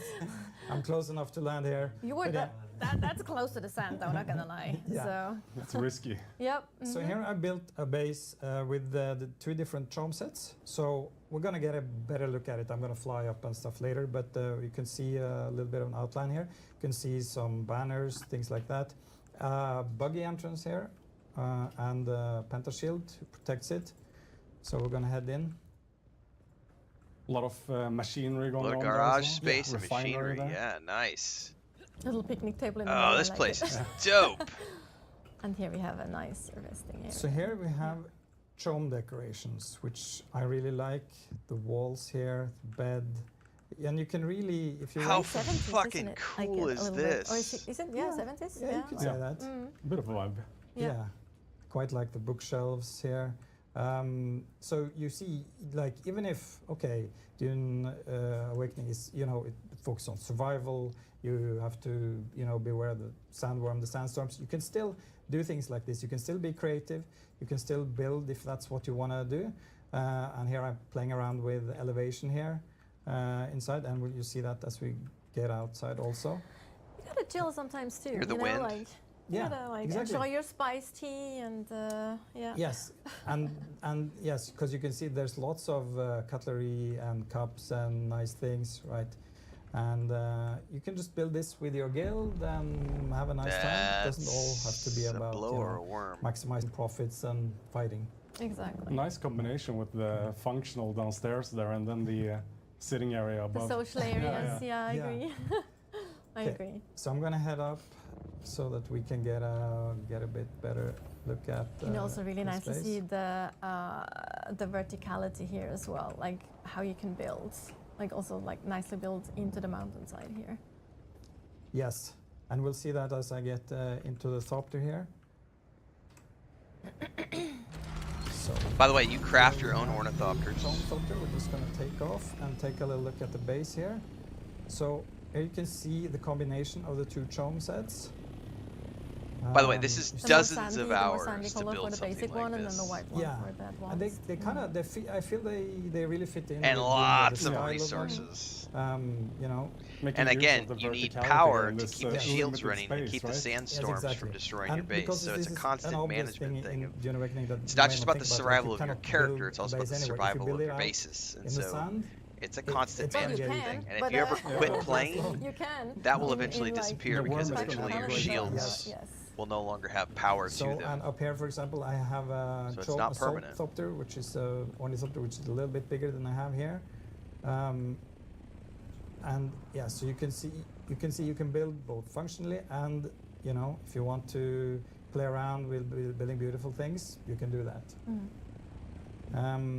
So This you is got definitely a something peek I at would this like to base here. attempt I to built a build. little veranda here. Oh yeah, actually, Gary. which It's nice to This, see those. I'm going to be playing Prudence Dune doors Awakening in the glowing background in distance. between Yeah. everything else, And here probably you for can the see next, these unique, at least next chrome, year. pieces. For example, Because this here, so you can have a little beyond the seating storyline, area. this The one this you stuff mentioned to earlier. me, Oh, we see the I'm worm. fascinated by But it. we are It is safe in close, there. though. Oh my God, it's very close. He can't get up here, so everything is all right. All right, so I'm gonna head over to. Worms the can trading destroy your space. bases, so you have to be careful of placement. By the way, I'm in. I have the sunset die, the swatch for the thopter. Yeah, so he's got a cosmetic this is part skin. of the pre-order reward. So now, yeah, we see the worm below us actually. Yeah, That's quite fun. there's a worm. A bit too Safe close. up there. Just don't go. You're not safe in the air if you're too close. Just Yeah, that's true. You're we not mentioned that safe just in now, the like, air because if you yeah. get too If you low, get they into the can beta, come you up and can grab you. test how close you can get with the ornithopter to the Yeah. storm before, And to the wall if before. yeah, it completely destroys So your our vehicle. thopter here So has a couple of modules. It has a boost, so I can fly faster. The clue there is not to overheat, and I have a scanner. You can just scan a little bit, and then reveals resources as you go. You can see the area is quite decent on this. So we're just flying towards the shield wall. I've built a big Atreides base up here. Yeah. No, right now this you cannot is a kill trade worms, post listing Phantom. in front of us. So this is an important location for players because you can find trainers here. You can trade. You can find contracts, all sorts of things. It's a hub for activities Yeah. in the region, right? Yeah. On her right here, we But the have worms Amelia's won't Gap. attack you unless you build a base on and the on our open left we sands. So have, if you choose to build a base on the Udam, open sands, and that's on then we you. have, the Like he shield said a wall up minute there. ago, So he now you said, can I'm actually safe see- because you my can see base is here built coming into view. on top of the rock, built so a the big worms can't Atreides get to his here. base. This But is, if you build a base on the this sand, is they using can get all destroyed by the 6 worms. land claim areas. So this is basically, it's filling out, you can build a little bit bigger, but not a lot. So This is another and here base. you can really see the verticality. You see I built along the cliff here, and you can see the Atreides wings. So these jut out. And you see the unique Atreides colors here. That's great for that spot. It's a nice spot, and it gives you a view of the whole, almost the whole map, right? A new So- really great vantage point. Yeah, absolutely. So I'm gonna settle down here.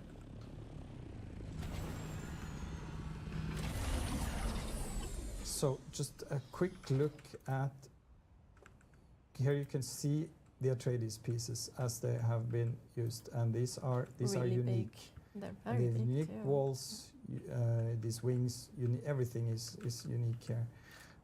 So in the base here, for example, here I have the biggest vehicle fabricator right here. So it's a huge platform. Some water storage there as well, I see. Yeah. Large water tanks. And here the Atreides assault ornithopter with rocket pods there. So, and yeah, I'm just gonna I'm gonna show you a little bit around this space. Actually, I want to show the front of it a little bit to show off the gate, because the Atreides gate I really love.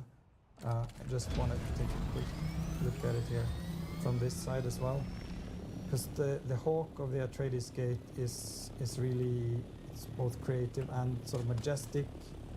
How cool here, so you can see. Well, I prefer the Harkonnen. We're gonna The show toss some is a of Harkonnen. base soon also. No. But I've been Gary says this is promising close to you a Trimmers some, game as well. decorations, so we're gonna take a look at them. So You I'm just still gonna- see the combination of the functional there as well with the Yes. the wind traps and the turbines.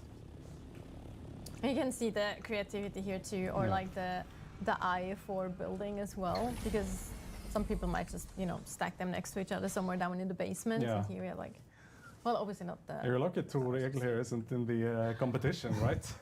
That'd be Well, tough. there's some pretty good. There you go. We could contestants do there. that. Yeah, we could do that for the future though. Like Mhm. meet Tor Egil. That'd be something. So here Oh, I've this is decorated an Atreides room. It's using Look at that both tapestry. Atreides, decorations and the Or Caliban motif. I Palace don't know set. if that's like a Right, motif the up one on that the you wall. get when you pre-order. Yes, you get Yeah, it in this the is the Ultimate Edition. set you get when you pre-order the So Ultimate Edition. actually here I have the Terrarium And the Muad'Dib. Muad'Dib as You can see him in well. there. And this There he is is. trim. These are all pre-order. They're And, showing off some yeah, of the decoration Caliban sets from Palace the set pre-orders. is big.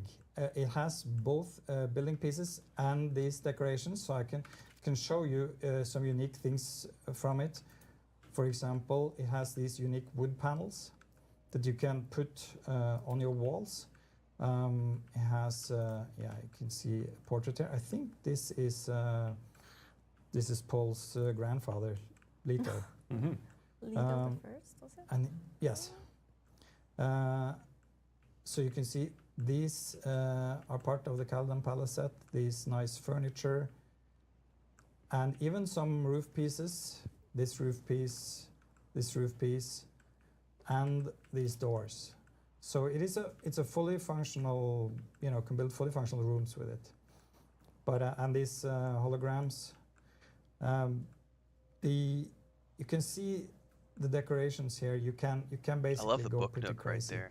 You can put together all sorts of things: bookcases, banners, holograms, glow globes, and up here we have a unique piece which is like a fresco. Fresco, that's the word. I love that. Players will be able to get access to this Eventually. eventually. Yes. Eventually. Yes.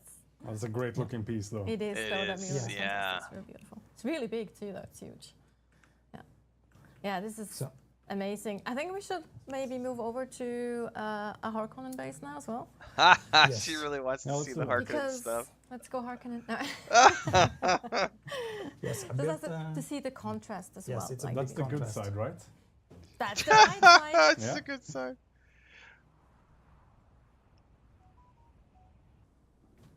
All right. Cool. There We're we at go. the Harkonnen base now. Cool. Now we have Camille outside the Harkonnen base. Yes, so he's just going to start off a little bit of interior here. So I built some nice rooms. There's the biggest spice refinery, by the way, on the right there. It's huge. You need space for that one. Yes, a massive base. Quite a few stories told that one. Yes. Yeah, you need space for that one. But yeah, we can see we're inside the Harkonnen structure. We're going to see it from the outside also. And we can take a look at the unique Harkonnen decorations. So, for example, straight ahead here, I have a little bedroom. You can see bed, and the style is very different. Very dark. Yes. It is. But it has a lot of unique details. More And the- rounder shapes. It's as just more well. organic. Yeah, Yeah, like much while more. the Atreides one is very like Yeah. military, very like edges and So a little office here, and on the left, put in a few more lights with. That may be something they end up doing holograms long and term, like a Phantom. dining area I in know here. they So you have. see, it has a fully fledged. That may already be set in of Phantom, to be honest with decorations. you, because I know they have like I think you have to, you have to align with the faction. they have to like unlock these, musics, and then you like purchase them actual from music their, for the game, like quartermasters, right, Leo? Yes, and exactly. music That's, stations. that's how it works. Yeah. and I think there's like a radio Yeah. functionality. Way So up there there. may Can already take be a quick something. I don't trip outside, know if they're going to because, specifically talk about it here. Camille here, he has a I could Harkonnen swear they've helicopter. done a talk about it somewhere So- there. That's a nice looking one. I love that so much Yeah. because it actually looks like a dragonfly. It actually It looks does. like Yeah. an insect. It's And so incredible. You get that in the same way, right? Yes. Progressing through the ranks and Yes. Yeah, this is a unlocking it. faction ornithopter. Exactly. So they So you showed can see the base, they showed the You have Atreides a faction ground ornithopter. section, This is the and then as you Harkonnen go up, faction. you see built up on the ledge there. I built another base basically, but they're all connected. This guy If you has a keep to the badass same job, by the grid, way. He you just can builds connect over structures big for his areas day and job. vertically. That's this a is lot of just, fun. It's a tip to, if you're when you're building, just keep on the same grid, keep everything connected, and it will all match up. So you can see the unique round pieces here of the Harkonnen. Yeah, those decorated, those big heads are really awesome. I agree. And the gate with the huge face. You can see There you there. go, Steph. Yeah, this is an Hibernation for a amazing month looking playing base. Dune Awakening is, when it goes though, like, live. The first time I huge. saw it, I could hardly believe it. Yeah, but also it's so much bigger than it looks from here because Yeah. you're like really outside in the ornithopter, and it's actually really Yeah. massive. It's super massive.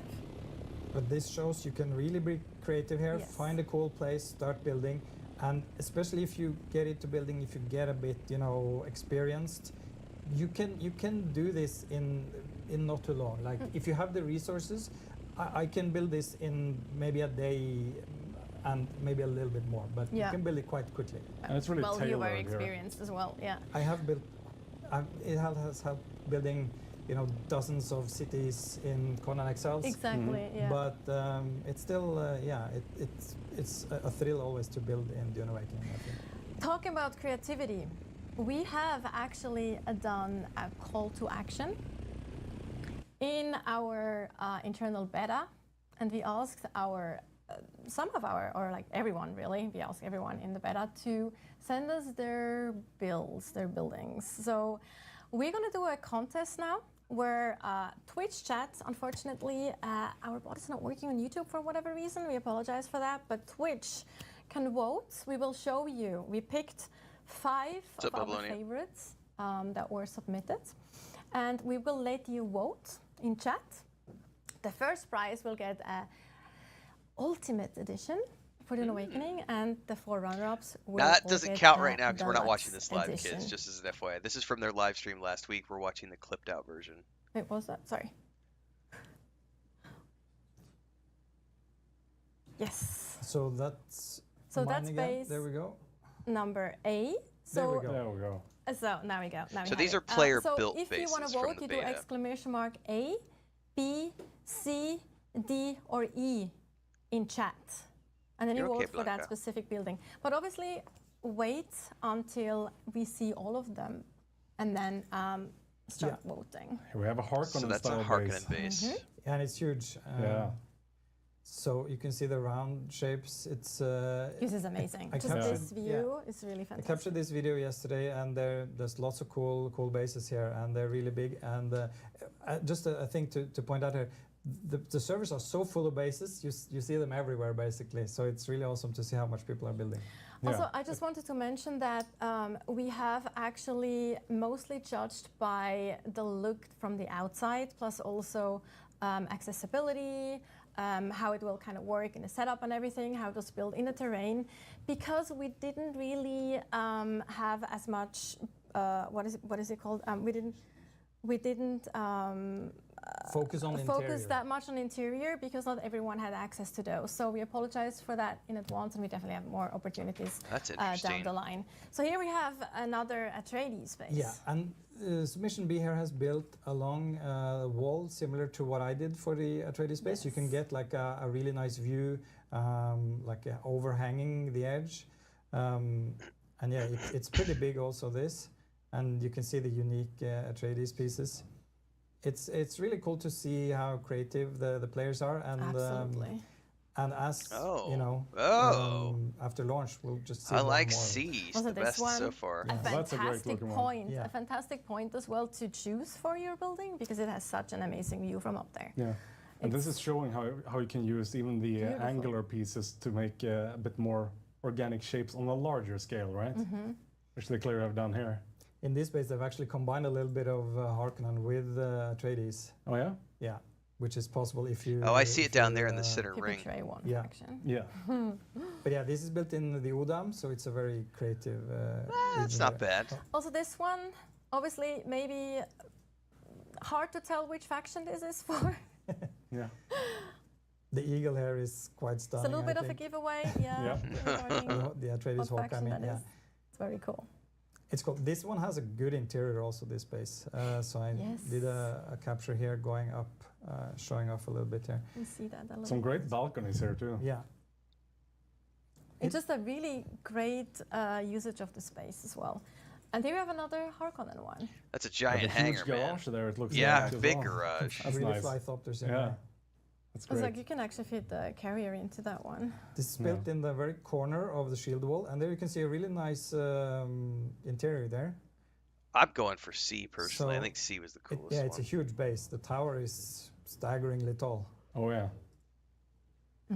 And this is, remember, if you just increase your base, the land size I mean, to vertically, build you something can like, keep like on he building said, it. oh, I could build it in a day. So, Yeah, but he's got years as I of, mentioned, we have building actually chosen experience. 5 Someone like me, that's that going we to take me showed months you to build now, something. But we also want to show you some of the honorable mentions that we really liked as well, but they didn't make it into the top 5. This is fantastic as well. Yeah, it's very creative. Very Pineapple. spiky. Yeah. It's like Wasn't a there, pineapple. like, there was a little thing that I think Ignacy wanted to put on this. It's like, is this the Best there we go. pizza Favorite topping. pizza topping. I was Ah, literally saying pineapple. That's hilarious. Perfect. Favorite pizza topping? There is no discussion. Oh, look Pineapple at on that. pizza. Yeah, this is really cool too. Very creative. It's built with Atreides pillar foundations to make this sort of lattice work here. I It's love very that. creative. I love that a lot. as Just a well. bit of a cage feeling to it. It shows you can just go nuts if you want to. And this one, of Yes. course. Oh wow. Like the scorpion. The scorpion yes. build. It's Yeah. just absolutely crazy. Like, It's really That's cool. very creative. and that's like the beta testers. Imagine once the game releases and we have like That's incredible. I don't know. Yeah, Like, there's I a was lot of. like, I just can't wait to It's see gonna be what intense. players will create. I mean, this is just. This one I hear is a dedicated toilet. Yes. So I did take the photo myself there. That's amazing. So That's Love it. nice for the Oh, they got a passerby, worm. right? Yeah. yes. And then a little homage to Shai Hulud, obviously. Also absolutely fantastic, so creative. Yeah, it's really cool. After being eaten too many times. Yeah, I know. It's Please just not like, again. I'll build a statue. It's like a prayer thing. It's Yeah. like if I'm. All right, so we are closing the poll in a few seconds, and it seems we have a clear winner actually. Yeah. Yep, So everybody it looks like create their own house, Gustav.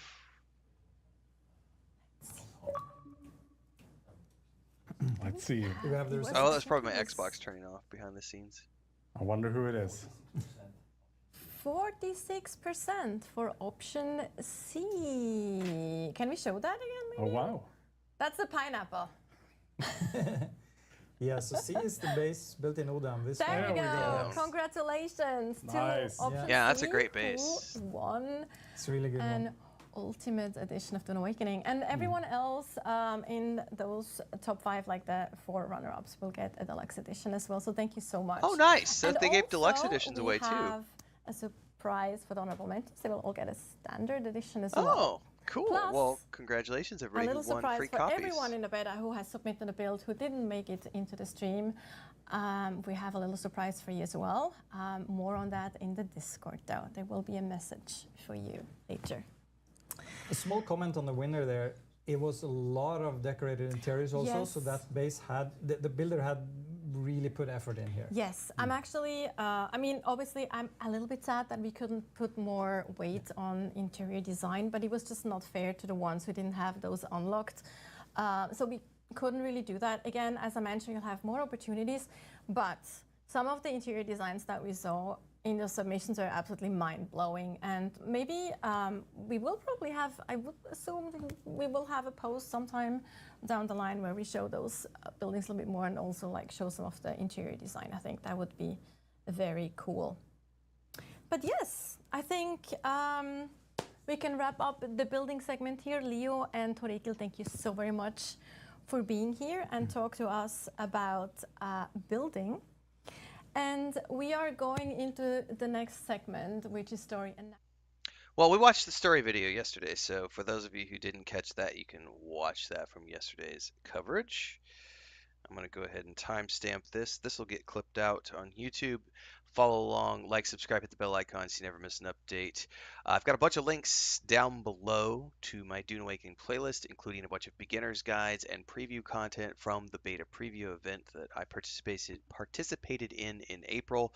Plus, of course, I've been in the closed beta for a while, so I've got quite a bit of coverage, and I will be playing the game when it comes out, so check all that stuff out. We also play a ton of other games, though, so hopefully you see everything that we do here on the channel, and I'll see you in the next live stream, which kicks off every single morning at around 5 a.m. Central on YouTube and Twitch. Now, for everybody else in the stream, we're going to be moving on to the trivia stuff. For those of you who want a chance to earn some keys to the beta weekend, which is coming up this weekend on the 9th to the 12th. So we did 4 keys yesterday. 3 of those keys got claimed. The 4th question was unanswered as of today. And I answered that at the beginning of the stream, but I'll reiterate there. The question that I had asked that stumped everybody was, what was one of the tools that Duke Leto used to his advantage once he arrived at Arrakis to take control over the planet? People said things like the mercenaries, desert power, but the answer was propaganda. If you read the books, there's a whole section in one of the chapters where Duke Leto talks about the importance of propaganda and how he needs to make sure that his propaganda machines are working properly and that the propaganda is being spread to ensure that the people of Arrakis know him and see him as a good person. Because the Harkonnen propaganda machine was teaching everyone that the Atreides were bad people. It's a very interesting aspect of Duke Leto that is never shown in the films, because it's just one of those extraneous details that makes more sense on paper and doesn't necessarily make that much sense to show it in the TV adaptations or the film adaptations. Thanks, Alexander. Appreciate it. I have one more physical therapy session actually on this Thursday, and then I have a checkup with my doctor, and then we'll see whether I keep doing more physical therapy or if it's just going to be home therapy from now. So we'll see. And thanks for the kind words about the kitty cat. All right, so we're going to do, we gave away 3 keys yesterday. I have, let's see, I've given away 4 keys in total. I have 6 more keys I can give away. We're going to give away 4 more keys today, and then I'm going to save the final 2 to give away on Friday when we're actually streaming the open beta. So we're going to do a few more questions here, some more trivia. And again, the way this works is that you need to send me your answer in a direct message on Discord. If you're not already on my Discord channel, if you're not already in my Discord server, there is a link down below in both the YouTube and Twitch chat. You can find a link to my Discord server. It's called Renfail's Refuge. And then just send me a direct message with the answer. It is first come, first serve. If you don't hear back from me personally, it's because someone else already got the first answer. I will not be answering during the stream. I will go away after the stream, and I will get back to people as the answers come in. So just send me a private message on Discord when they answer you to these questions. So again, yesterday we gave away 3 keys. We're going to do, let's see, I got to do math again here really quick. We've already given away 4. I've got 6 more to do. We'll do 4 more today. Who is the Emperor's truthsayer? And I'm not looking for their title. I'm looking for their actual name. Title is good, but it needs to be title and the name. Who is the Emperor's truthsayer?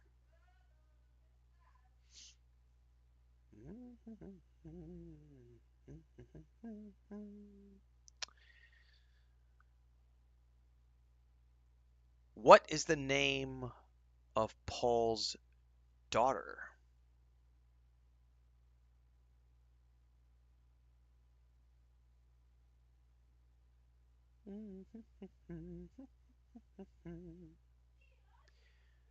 Who is Chani's father?